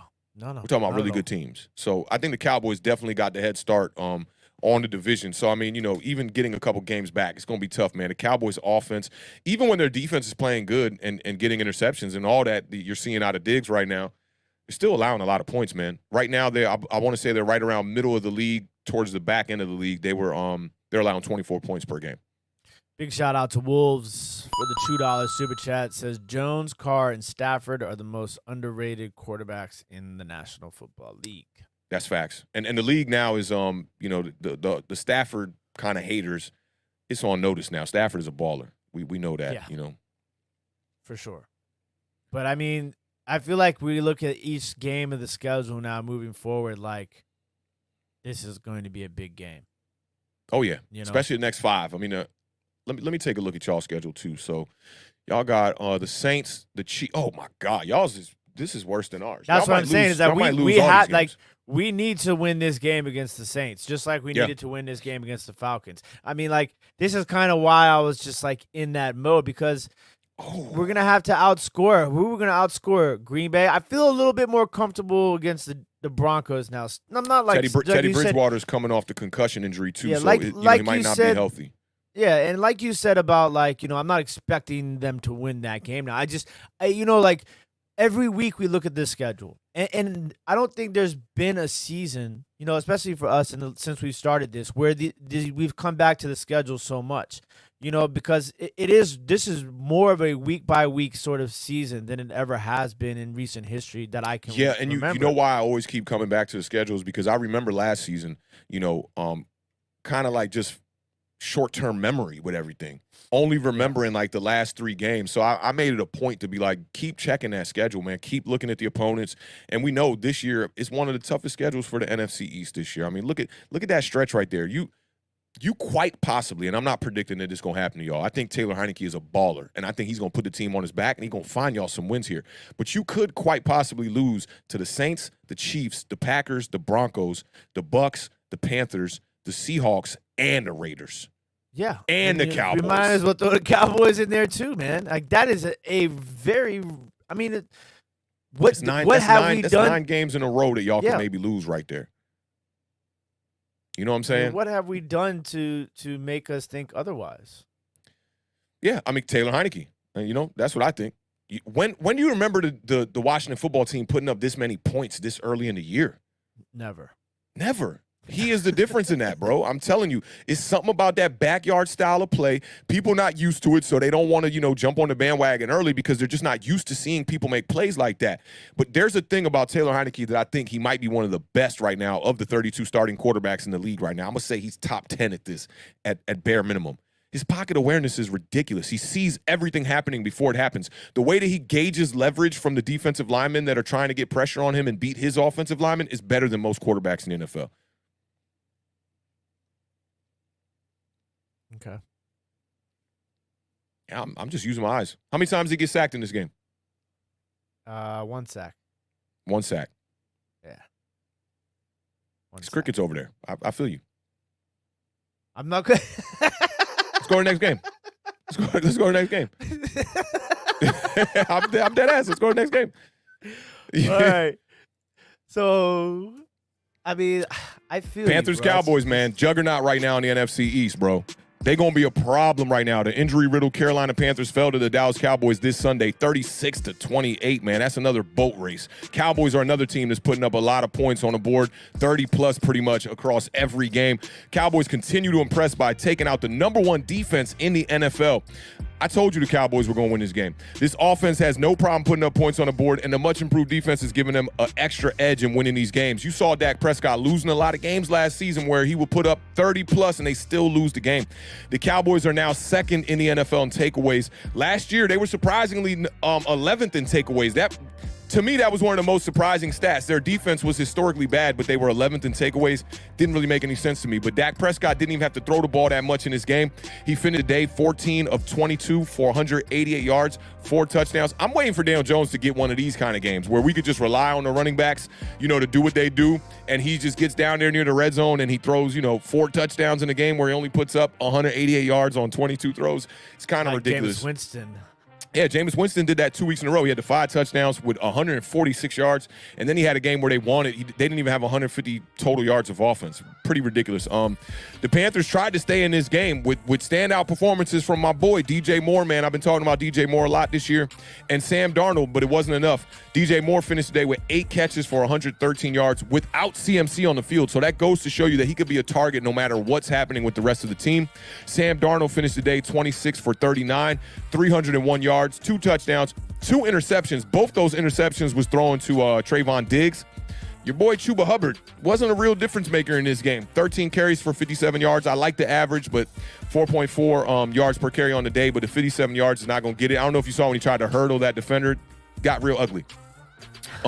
Randy Gregory with 2 sacks in this game too, man. The Cowboys had 5 sacks in this game as a team, and Randy Gregory started off the day early, got the 2 sacks to start that sack, barrage for Sam Darnold in this game.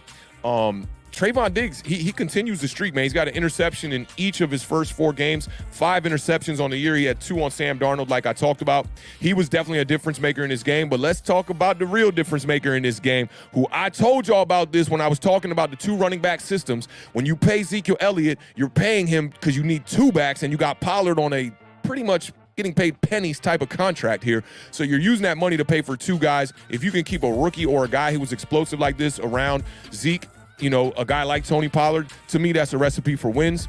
And, maybe Tony Pollard can become that A1 back when Ezekiel Elliott's kind of, falling off a little bit. But Ezekiel Elliott's definitely not falling off this year. In this game, 20 carries for 143 yards. Are there any other running backs that have put up that kind of number, 143 yards this year? That might be the most in the game, maybe top 3, I don't know. Derrick Henry's done it. Derrick Henry's got over 140. Yeah, so we're putting him in the caliber of guys who really are, real running back ones in the NFL. I know a lot of people talking about Ezekiel Elliott lost a step and all that, but you saw it in this game, man. When I watched the game and I watched the highlights, didn't have, my eye really on the game when it was going on. And then when I went to go check the box score, I said, whoa, 20 for 143. Bro, that's ridiculous. So what's your thoughts, man, on Ezekiel Elliott for the rest of this season running the rock? I know that the Cowboys can win games by passing the ball and running the ball. They've shown you they can win games in a multitude of ways. For me, I love to see this out of Ezekiel Elliott. I'm a big guy that has faith in the people that people doubt, bro. I love seeing Ezekiel Elliott put up 143 yards in this game. But what's your take on this Carolina game versus the Dallas Cowboys? I mean, first and foremost, Zeke Elliott 2 weeks in a row proved me wrong. He looks like Zeke's back. There's no question about that. He is definitely feeling it. He's running with speed. He's running with power. He's doing it all. I mean, the vision is there again. It's a scary thought. I mean, the thing that's crazy is, like you said, is it's almost like they can turn it on and off. If they need to, and they did this against the team. Carolina, we talked about it. They didn't really necessarily play the best teams, but they did what they were supposed to do against those teams, and they came into this game as the number 1 defense in when it comes to running the ball. And the Cowboys ran for 245 yards. Yeah, it's ridiculous. That's insane. And I mean, if the run game's not working, they got CeeDee Lamb, they got Amari Cooper. It's insane. But Carolina, in this game, Carolina showed a lot to me, though. I don't think, they didn't win the game, but I don't think that they're one of these 3-0 fluke sort of situations, right? They were in this game, one possession behind throughout the game, and the turnovers really killed them. They turned the ball over, and that led to Dallas points on both of those interceptions. And they still kind of fought back and ended up losing only by, 1 possession. So I haven't yet to see, we saw Dallas lose that first game of the season to Tampa Bay, right? But for me, it's if I'm trying to draw up a game plan and how to beat Dallas, I don't really I don't think I have that game plan yet. And I want to. I'm curious to see like who's going to be the first team. Like there has to be like some sort of what's the hole, like what's the weakness in this Cowboys team. Like, and Trayvon Diggs is really saving this defense. I mean, not to take anything away from Gregory, because as soon as you said that stat, I immediately saw the one sack of Sam Darnold where he literally looked like he was going to take his head off. Yeah. And then Micah Parsons, we've talked about Micah Parsons already as well. It's just they're looking like a very complete team right now. And when you have a complete, well-rounded team, it's hard to find a weakness to beat them. But I mean, Carolina hung in the game. I got to give them credit. And like I said, those 2 turnovers, you have to play like it's almost like how we talked about the Philadelphia and Kansas City game, where like Philadelphia was only 3 of 6 in the red zone. Like you can't be 3 of 6 in the red zone when you're playing Kansas City. It's almost like that's the feeling I'm getting with the Cowboys, where it's like you cannot make. When you say the 3 of 6, I want to go and look at like what the average kind of statistics are at the end of a year for a team. The top 10 teams in the red zone, where they fall. Because to me, 3 of 6 ain't that bad, but that could be just because I'm so used to the Giants being 1 of 3 in the red zone for 4 weeks straight. I'm not necessarily saying that the 3 of 6 is bad. The point I'm making is that when you're playing a team that no. I get the point. I get the point. Yeah, I get the point. I'm just curious about where teams fall that are good in the red zone. Like, are they at 70%? 80%? I think it's in that 80% range. 70 to 80%, I would imagine, is really high. The top 10 teams in the league in red zone efficiency are probably 70 to 80% by the end of the year. Yeah, I'm gonna definitely want to look into that. I want to get to a question because I've seen it a couple times in the chat. I know it's not relevant to this game in particular, but he says, "What's good, guys? Do you think Eli takes part in the game plan versus Dallas? I hope he becomes our OC. Your thoughts?" I don't think Eli would be cut out to be an offensive coordinator. Executing plays is a lot different than scheming up and designing plays. Jason Garrett was never really a fantastic quarterback or anything like that. Not to say he's like a fantastic OC or nothing like that.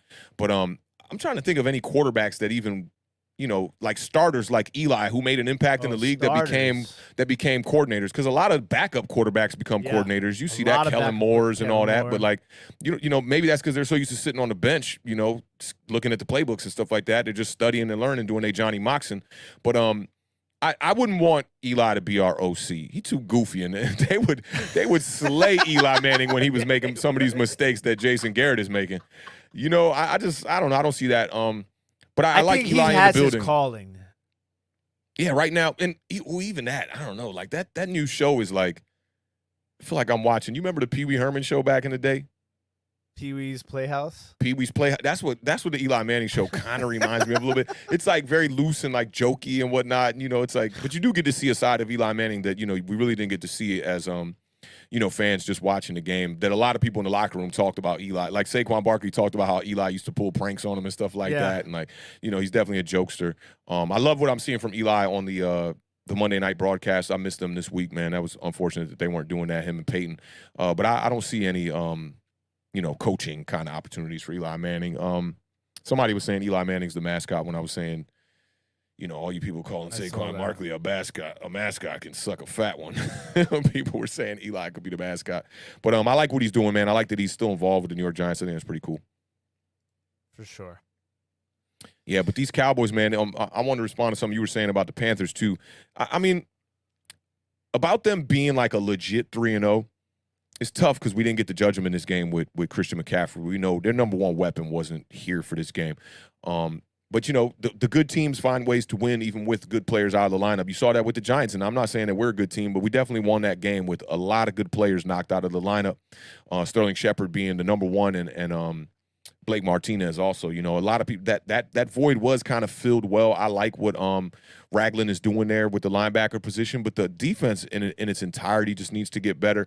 I think the Cowboys themselves are a little bit of smoke and mirrors too, because a lot of people are high on that defense because the takeaways look good. But what are they going to do when teams find out a way to capitalize on their over-aggressive style of play on defense? Because Diggs is jumping a lot of these routes, and I don't know what he's seeing. Maybe he got the cheat code or something, because he's definitely every interception that he's jumping the route, getting was it. Crazy.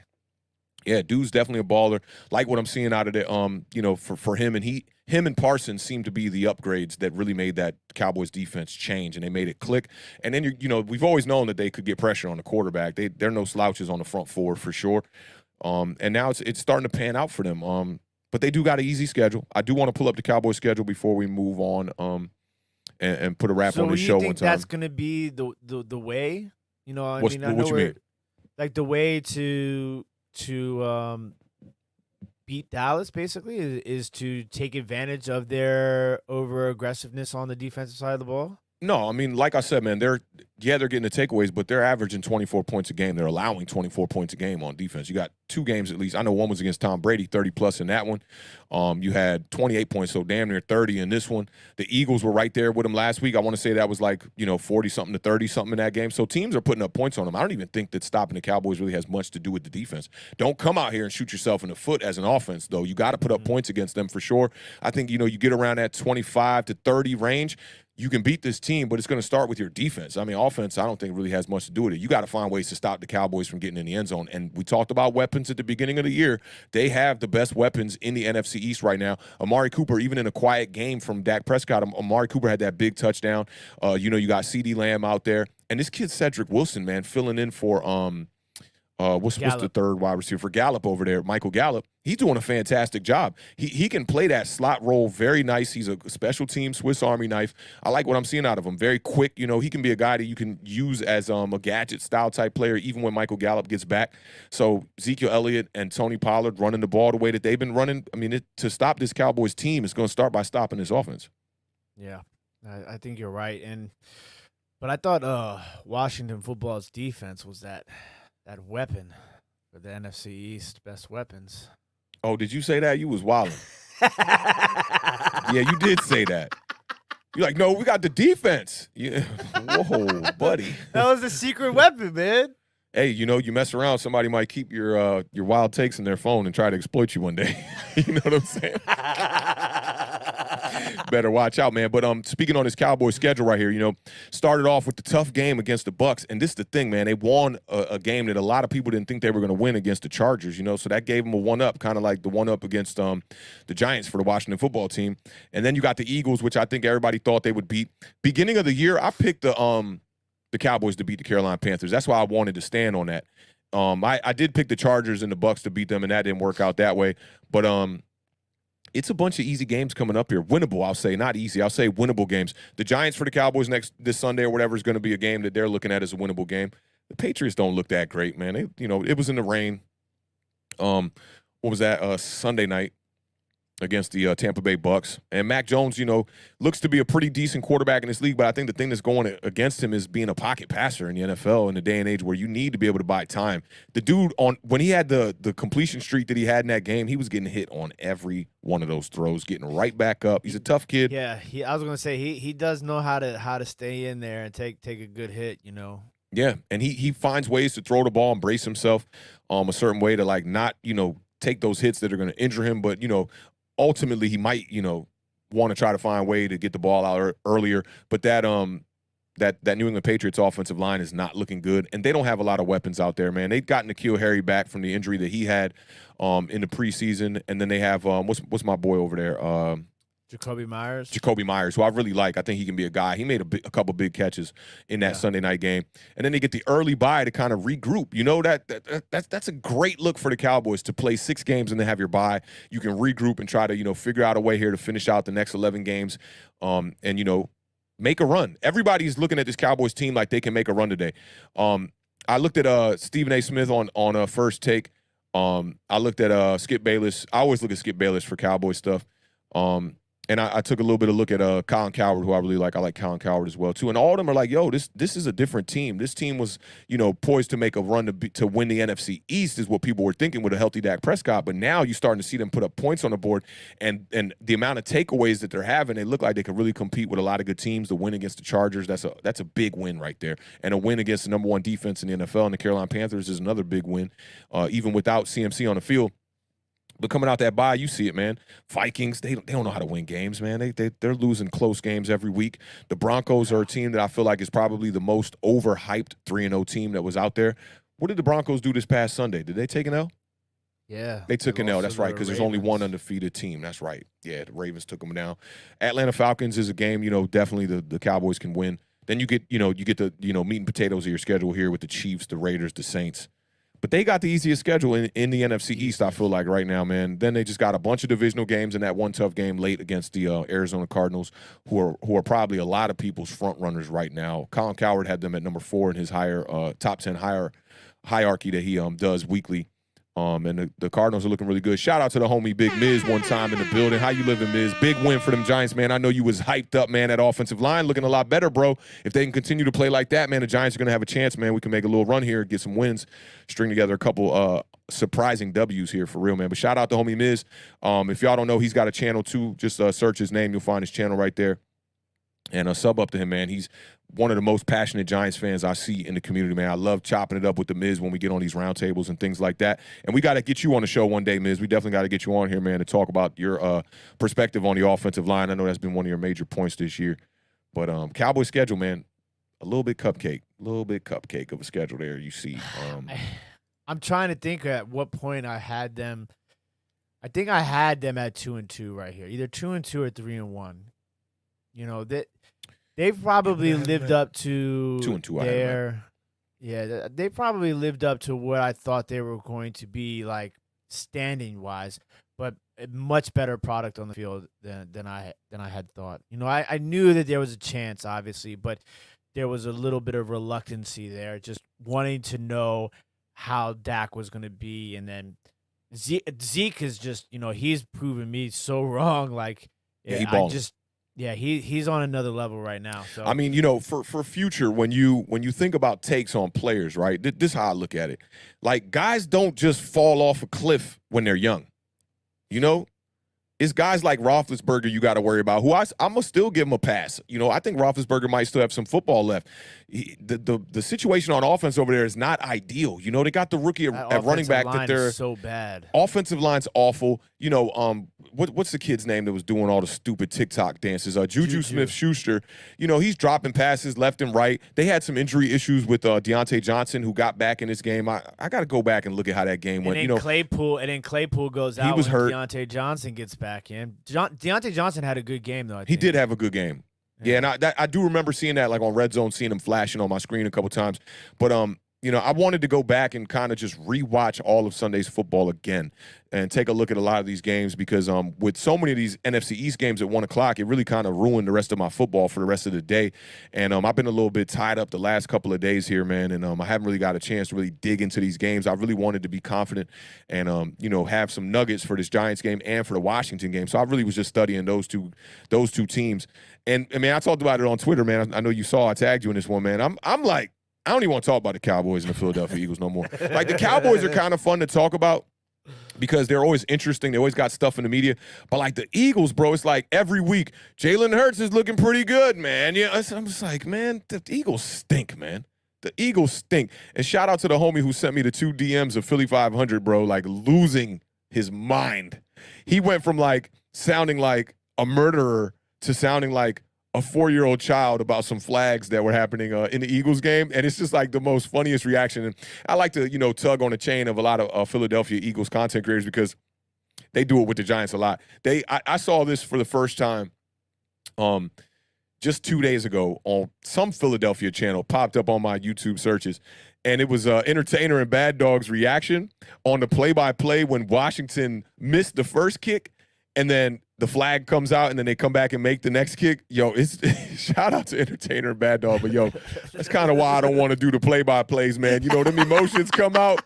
Yo, they was like, yeah, and then they look back and it's like, oh no, like their faces just like shrunk, bro. I'm just like, I don't ever want y'all to catch me slipping like that, yo. There was some moments in on Sunday that were like that for me, where it's just like, it was just like this, like, roller coaster. Like, coming out at halftime and I think maybe that's why I kind of, some remember those plays more so than others, because it's just like that momentum and just like emotional change, right? Like, to get how many you don't never see, especially as Washington, because I can't even tell you I feel like Brian Mitchell was the last person to return a kick for the Washington football team. It's you know what I'm saying? Did y'all have Randall L for a little while? Yeah, but he never took anything back. Brian, remember the dude? What was his name? Brian Banks.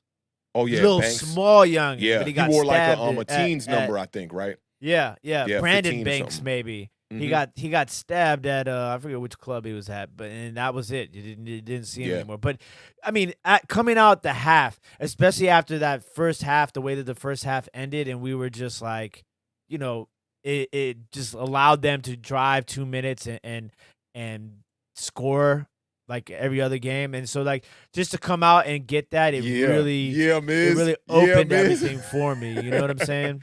Yeah, I feel you, but you know, it's for me, it's puzzling that you're a little down today. You know, it's like those roller coaster wins when you come out on top. Dog, I was in here doing the Icky Woods, Icky Shuffle when the Giants scored the game-winning touchdown. Like, you almost don't – 7 minutes left in the game, down by 11. You don't expect to win that game. And y'all were like that too. Like, I remember glancing over at y'all game like, they ain't winning that game. And then you just see play after play. The McKissick play, man, oh, my God. I'm like, yeah, Washington about to win that game. He flew on that. Yeah, hey, Miz, I just wanted to let you know, though, Carl Banks, man, himself sent me this jacket, bro. I know you pulled up a little late, bro. Yo, one more time for the one time, man. Look, one more time for the one time beer, man. Get out of here, man. Get out of here. Come on, cuz. Hold on. We'll give you the big screen. Oh, give me the big screen. Hey, dog. Come on, dog. Yo, with the dunks, when I get out.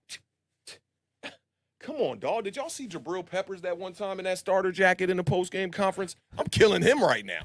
I went back and looked at that jacket. I was like, man, that jacket ain't got nothing on this jacket.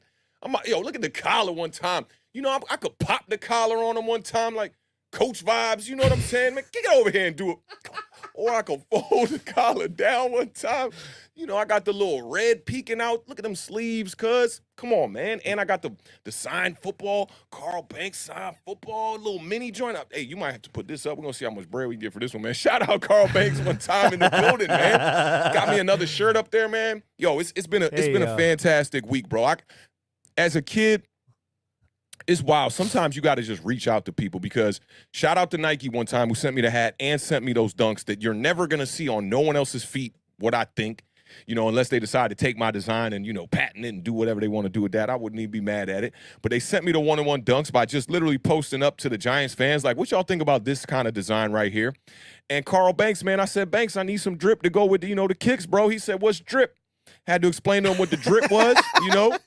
And a couple days later, man, I get this package at the crib, man. And being a kid who, me and Patrick was rooting for the Giants, man, in the late 80s as little boys, man, and Carl Banks and Lawrence Taylor and Stephen Baker, and who was the other wide receiver I used to really like for the Giants? He wasn't even like a big name. Emmanuel, I think his name was. We had some unsung wide receivers back in the day. Jeff Hostetler days, Phil Simms, Rodney Hampton. I'm playing Tecmo Bowl with these guys as a kid, man. And then today to have a guy like Carl Banks send me this jacket, and it was nothing. It wasn't even a thing. I woke up that day and Carl Banks was in my DMs. What? As a Giants fan, bro, it really can't get no better than that, bro. Like Carl Banks in the DM, like, yo, send me your address, man. Go holler at my assistant. Let's get this popping. Easy. 3 days later, I got the jacket in the mail, man. So, man, big shout out to Giants Nation in the building one time. Carl Banks, you a GOAT for that, bro. You ain't even a GOAT for that. You was a GOAT before that, but you a two-time GOAT for that now. That's major right there, bro. Like, I was floored by that, man. That's just amazing, man, for a guy. And people be on Twitter arguing with Carl Banks, bro, about football. Y'all need to keep it cool, bro. For real, man. Carl Banks is the GOAT, the legend. Shout out to Carl Banks one time. Got me out here looking fresh, man, on this stream right here on a Tuesday, the club going up. Because my man Carl Banks, man, salute to that dude one time, man. Shout out. Man. Ooh, Bluegrass says Derek Thomas was his idol, man. Derek Thomas was a dog, man. Definitely a dog. 39.5 career sacks as a linebacker. Whew, man, it's so many, like, just players from those teams from back in the day, man. Pepper Johnson, man, and just so many. And we we could go right all there. the way throughout, man. Even the 2000s, man. The Giants have been blessed and fortunate enough to have some really, really good players on the roster, man. And I know a lot of people like to say, it's not about the name on the back of the jersey, it's about the name on the helmet and whatnot. I ain't one of them people, bro. I'm about the players, man. I'm players first, man. And when players retire, I'm all about having them have, infrastructure set up for them to be taken care of, man, because the players are the ones that are putting their lives on the line, and their livelihood and all that. I know they get paid a lot of money for it, man. Oh, Leonard Marshall, man. Oh, my God, dog. Miz got me reminiscing right now, bro. Yeah, there's just so many players, man. Mark Bavaro. Man, there's just so Jimbo Elliott. These players that I know a lot of youngins don't even know these dudes, man, but they were pivotal reasons why the New York Giants were winning big games in the 90s, man, in the late 80s, man. So to have 58 send me that jacket it's lit, bro. I'm super humbled, man. And it's been a wild week, man. And just to give y'all a little bit of life stuff, man, that Taylor Heinicke interview, bro, that hit me right there, bro. Like just what he was saying about his sister and them, like, yo, they dealt with a lot of his BS, sleeping on their couch, man, and like, don't give up on people, man. Like, my hair's just rose, bro. Like, don't give up on people, bro. Like, if they in the NFL, bro, like, they there for a reason, bro. And this dude was in the XFL, man, doing nothing, bro. And that's why I thought you was going to show up today super hyped for your boy Taylor Heinicke. So, for Washington fans, bro, I got to bring y'all that energy, bro, because, like, it's just an incredible story, man, to see a kid like that. That when you see a guy like that in practice, you probably like, man, you probably dismissing him, bro. Like, man, he ain't that dude. That dude about to come out here and give us 2 game-winning drives. So for me, man, it's like I invest in people, bro. And as long as you a good dude, you ain't out here disrespecting people, calling them out their names, nothing crazy like that. Like, yeah, I want to see you win. And that's what that record was about when I recorded that song for the album. Like, see you win. It's like not enough people want to see people win. Like, I feel like when people got things going bad in their own lives, right, like they don't want to see other people win. And it's like, for me, I'm like, yo, if you a good dude, you deserve it, bro. I would love to see you win, man. And that whole record was just all about that, man. Like, there's a line where I say, like I'm all your fans is in the stands, bro, like cheering you on. Like, yeah, man, root for this team. And as a Giants fan, bro, you're not gonna see me calling no Saquon Barkley no mascot or saying our quarterback, making fun of him, for falling on the 80-yard run in Philly last year or anything like that. If you on this Giant squad, bro, I'm rooting for you, bro. Like you said, the Beard, if you QB1, I gotta root for you. I want to see you do well if you are a Giants player. And with the Taylor Heinicke thing, when I saw the post-game speech from Ron Rivera, he saved the last game ball for Taylor Heinicke. The first one went to J.D. McKissick, I believe, and the second one went to Terry McLaurin. And, man, dude was just like, lumping up, man, in the throat, almost wanting to cry because it's like, yo, those are the moments that, like, hopefully one day in my life I could see more of those kind of moments.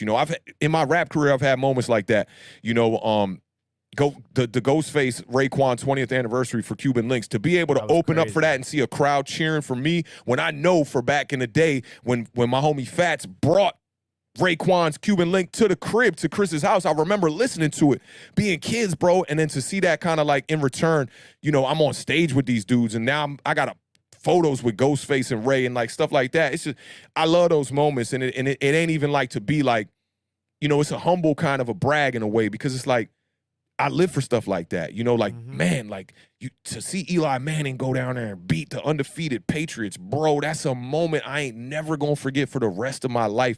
So for these guys, man, that are, on the bubble type players or guys that are filling in, in Taylor Heinicke's case, he wouldn't even have had his opportunity. The Washington football team, I thought, botched the quarterback situation 2 years in a row because they were looking at Haskins last year trying to make him be the franchise guy, which they made 2 mistakes in that. One, they put a young guy out there a little bit too early. I like that he's getting a second chance with the Steelers. I think that's awesome, bro. Like, hopefully he can get a shot when Ben Roethlisberger bows out and, retires and whatnot. Hopefully Haskins can get a shot a second time, because I'm all about giving people that second chance, man.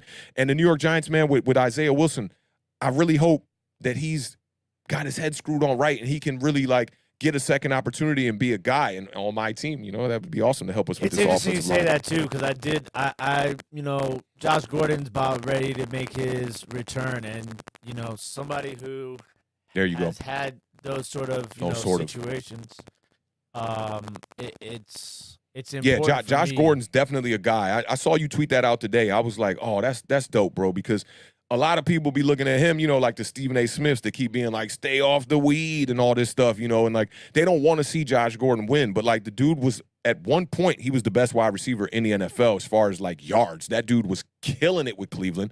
And he's another guy, like he's going to make his debut next week, man. I hope he just goes off. And oh, God, I like to talk about Odell Beckham. Y'all know this. Like, Giants fans are like, yo, some Giants fans, just because Odell Beckham ain't here no more, they don't want to see him win.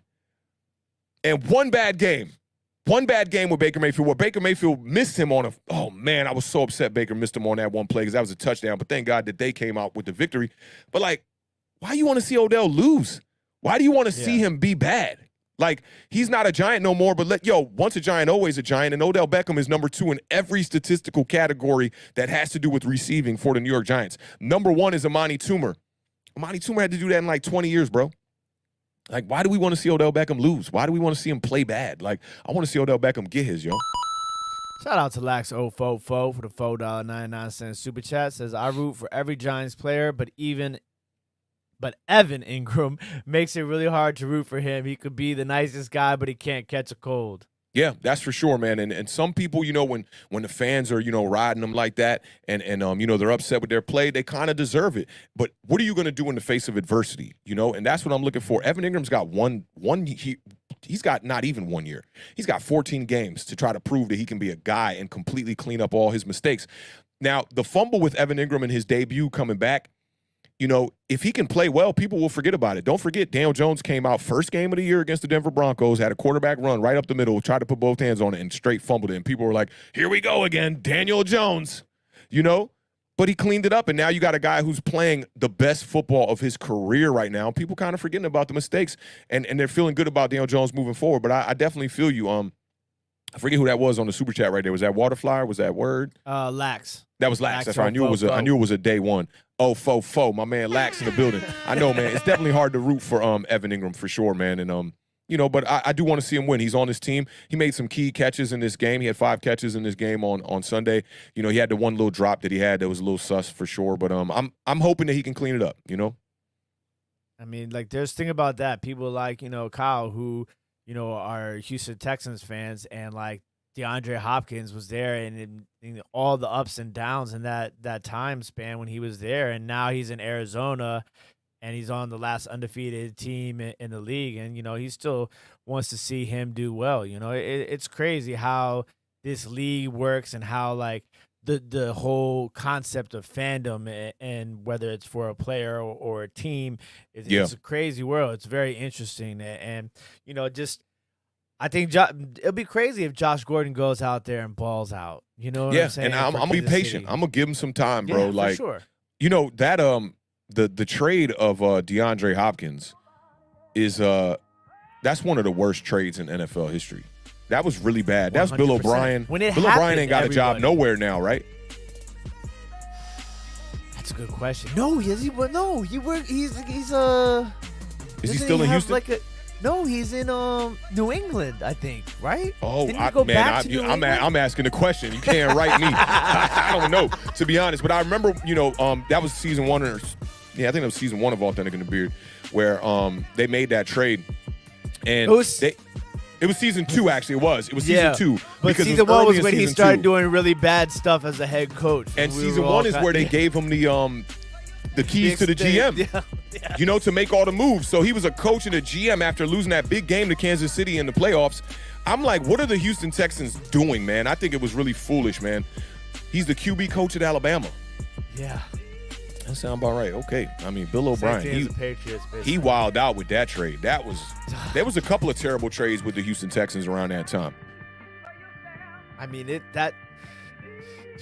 did a lot. They got rid of a lot of people and then they traded their picks to Miami basically twice.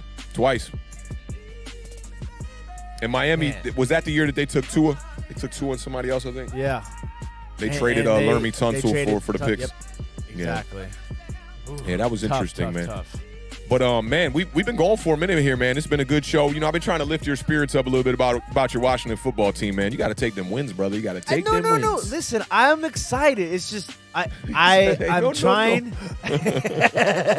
I'm not trying to be optimistic. I'm not trying to be pessimistic. I'm trying to keep it authentic and be realistic. That's all. Well, the reality is, man, the Washington football team came out with the victory against the Atlanta Falcons on Sunday. They did. Listen, they did what I thought they would do, right? They went there. They are came who you out thought with they a were. victory. Yeah, exactly. Now I want to see some improvement. Listen, You wanted a blowout. You wanted a blowout, didn't you? No, I didn't want a blowout. I wanted the defense. I wanted this to be the get right game for the defense. I think that's why I was as down as I was, because I was expecting this to be the game where the defense changed everything around, and they looked worse than they did. Well, look, man, before. I'm gonna if Red Bull is listening right now, we're gonna need a sponsorship for the beard. I'm gonna need him to pop a Red Bull before every show, because I can't be getting crickets after every time I talk about Taylor Heinicke, man. I need you to get on board. I'm on board. Listen, I gave you the. I know this tone. I know this tone well. You're the man. You remember on the commercial break, I was like, together, boy. Shout out Jeff Maldo, 76 for the $5 super chat. Says, if the Giants end the season with a winning record, does Gettleman still get replaced? Nah, I don't think so. I mean, I'm not banking on it being 100% or nothing, but if the Giants can finish the year like how I thought it was going to be a 9-8 finish. Now we got this slow start. Things might change a little bit. But if we can finish with a winning record at 9-8 like that, or a little bit better than that, I think Gettleman might stick around. You know, we on a Giant overreaction on Monday, there was a one of my homegirls on Twitter who had said, you know, is Dave Gettleman's master plan finally coming together here? And, I mean, when you look at it on Sunday against that game against the Saints, it looked really good, man. Kadarius Toney looks like he could be one of the better wide receivers in the draft in the first round of the guys taken. And things are looking like they're coming together. So, I mean, I think if the Giants can salvage this, if we could salvage, we got one win in the first 4 games. There's 14 games left. So that would mean 8 of 14 games we win. Oh, man, Dave Gettleman's probably coming back. I think he's coming back. Here you go, Authentic. My man, let's shout out Waterfly for the $2 super chat. I appreciate you, man. Let's get this man hyped up one time. Let's get it, yo. Heinicke.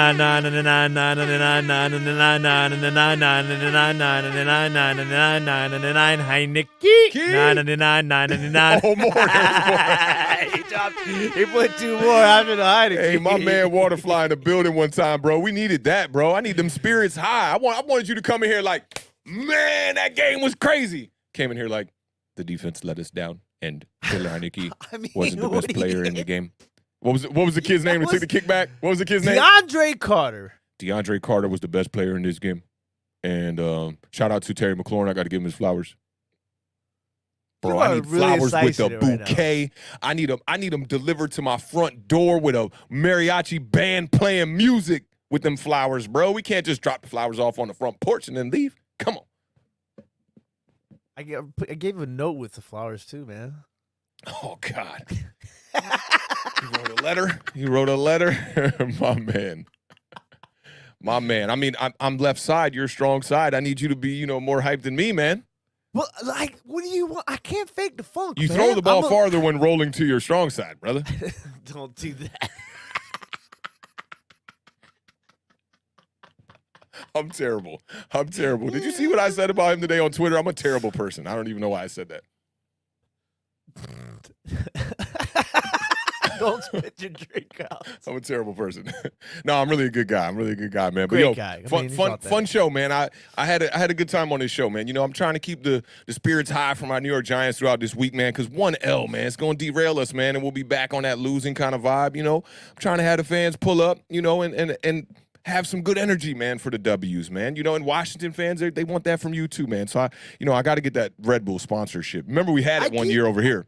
I gave the good energy, man. I give your energy about a good. After a W, I'm giving you a 6 today, man.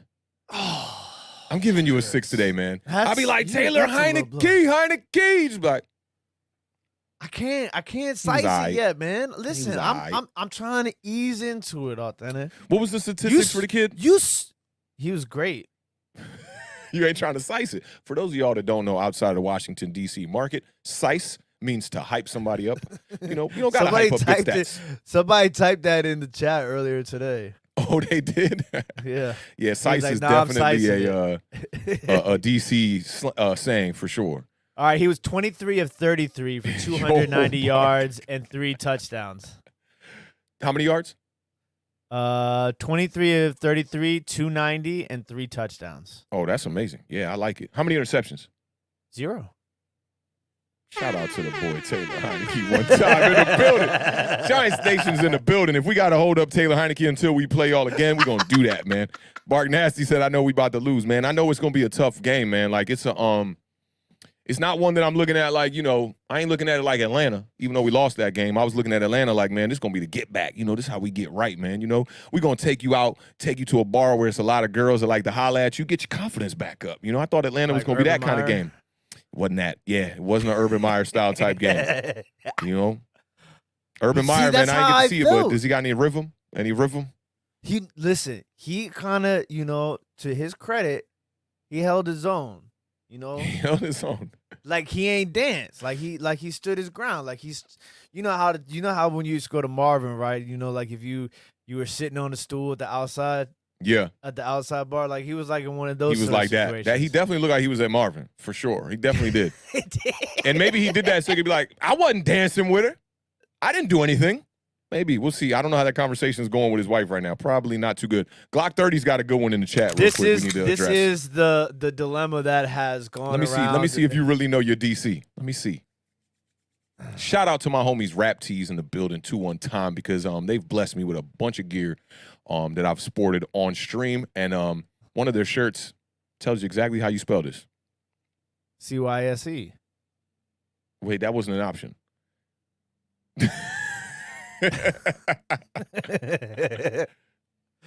So I have to go with one of these options? Take one of those options. I'm going to go CISE. You damn right you're going to go CISE, yes. Don't sice it and go with that SYSE. That SYSE was looking crazy. SISE? Sice. That could be Sice too. I like that. Man, I like that. Rhythm. Yeah. Yeah, Glock. Rhythm. Yeah, man. Red Bull, if you're watching, we need that sponsor for the beer for next episode, or next winning episode. But we do got the previews on Thursday, man. That's going to be lit. And this one went 2 hours and 30 minutes. I don't mind, going a little bit longer on stream when it's Tuesdays because ain't nothing really going on. If y'all here, we'll keep the vibes going. But this leads me to my next question for you. Are you ready for that 24-hour stream one of these days? Yeah, man. Come on, bro. I'm talking to the beard, man. All right. I'm good. Right. Listen. I am all in all the time, bro. Let me find out how you know about this. No Mets, no Nets, no Jets. How you know about that? Marvin, no S. Even though people in PG County and DC love to put the S on it on the end of everything. I've always said Marvin's. Oh no, but I think that's because we were talking like plural. Like we going to Marvin. Like, how sometimes around here, like, a lot of times S's are either on a word or not. That's what I was saying. Word, yeah. But it kind of like just, you know what I'm saying? Yeah. People always do that out here. They add an S to stuff for no reason. I don't know why. My homie tweeted that on Twitter the other day, and I can't remember the ones he was using as an example. It was pretty funny, though. But, yeah, everybody always – and I responded with that. I said everybody always calls it Marvin's. But how you know about that? How you know about that no Mets, no Nets, no Jets? I thought you might have been in the New York market. How you know about Marvin on 14th? It's gone now, though, man. Rest in peace to Marvin. It was a great spot. Have you been inside what it is now? Nah, I only saw a video of what it looked like. As they were doing Look, Glock said, you go to the Walmarts? Shout out Glock in the building one time, man. New York, for life, 12. You are watching a replay of the earlier stream of Awthentik and the Beard. I like that. Is this a replay of the earlier stream? We should have just went with it. Brought to you by Red Bull. Yeah, we just decided to go a little bit longer on this stream, man. 2.5 hours right now. Still 50 people in the building. Shout out to all y'all in the building. Shout out to the mods for holding it down. I got that situation taken care of with the couple of people that were blocked on the channel or whatnot. So, Sabrina, you should be good if you tuned in. Bark Nasty's good. I don't know if I remove Jameson or not. Jameson be saying some wild stuff, man. He's a wild card. When he gets older, he's going to be a true wild card, bro. But shout out to J-Mo in the building one time, man. I don't know if he here, but yeah, I think I took care of that for him too. Got him unblocked. But yeah, it's been a good show, man. I had a good time today, man. You know, I try to keep the spirits high, man. You know, holding you up like a crutch. Down. Yeah, man, definitely holding it down, man. But I think we could, you know, put an end to this one, man. Make sure y'all tune into the Thursday show. We're going to be going over some previews. We got the Giants taking on the Dallas Cowboys, Washington football team taking on the New Orleans Saints. Who does Philadelphia play this week? They got another tough one, don't they? Let's take a look at that. Carolina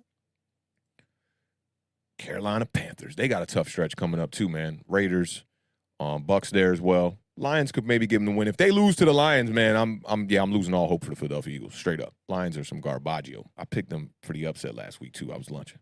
Luncheon means I was a lot of us, Washington and Giants. You know, Saints, Falcons, Saints. Oh yeah. They set the schedule up silly this year, man. It was really crazy, man. But definitely, you know, we'll continue the conversation for sure on Twitter.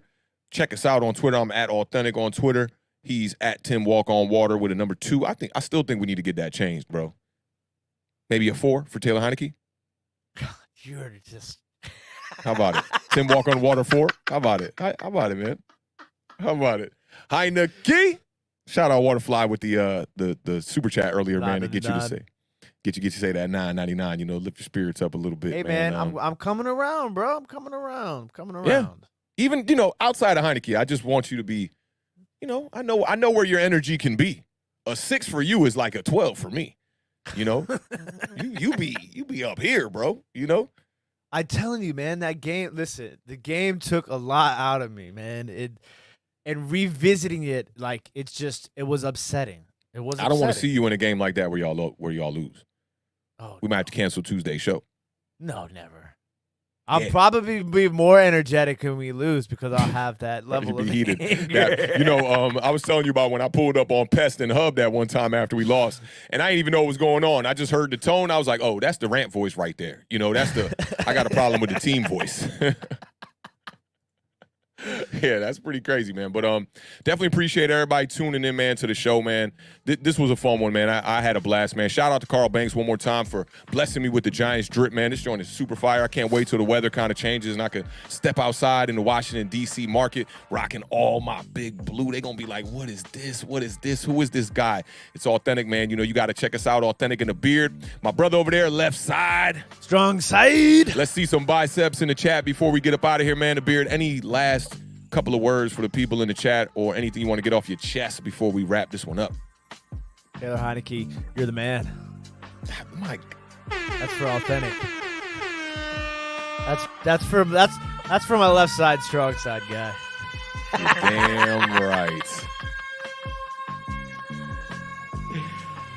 Nah, man, I got to rap on this beat. Bro. Y'all gonna hear this one on the next album. I swear to God, I'm rapping on this beat. That joint just, I don't know. I hear Jada Kiss doing damage over that right there. Breaking news.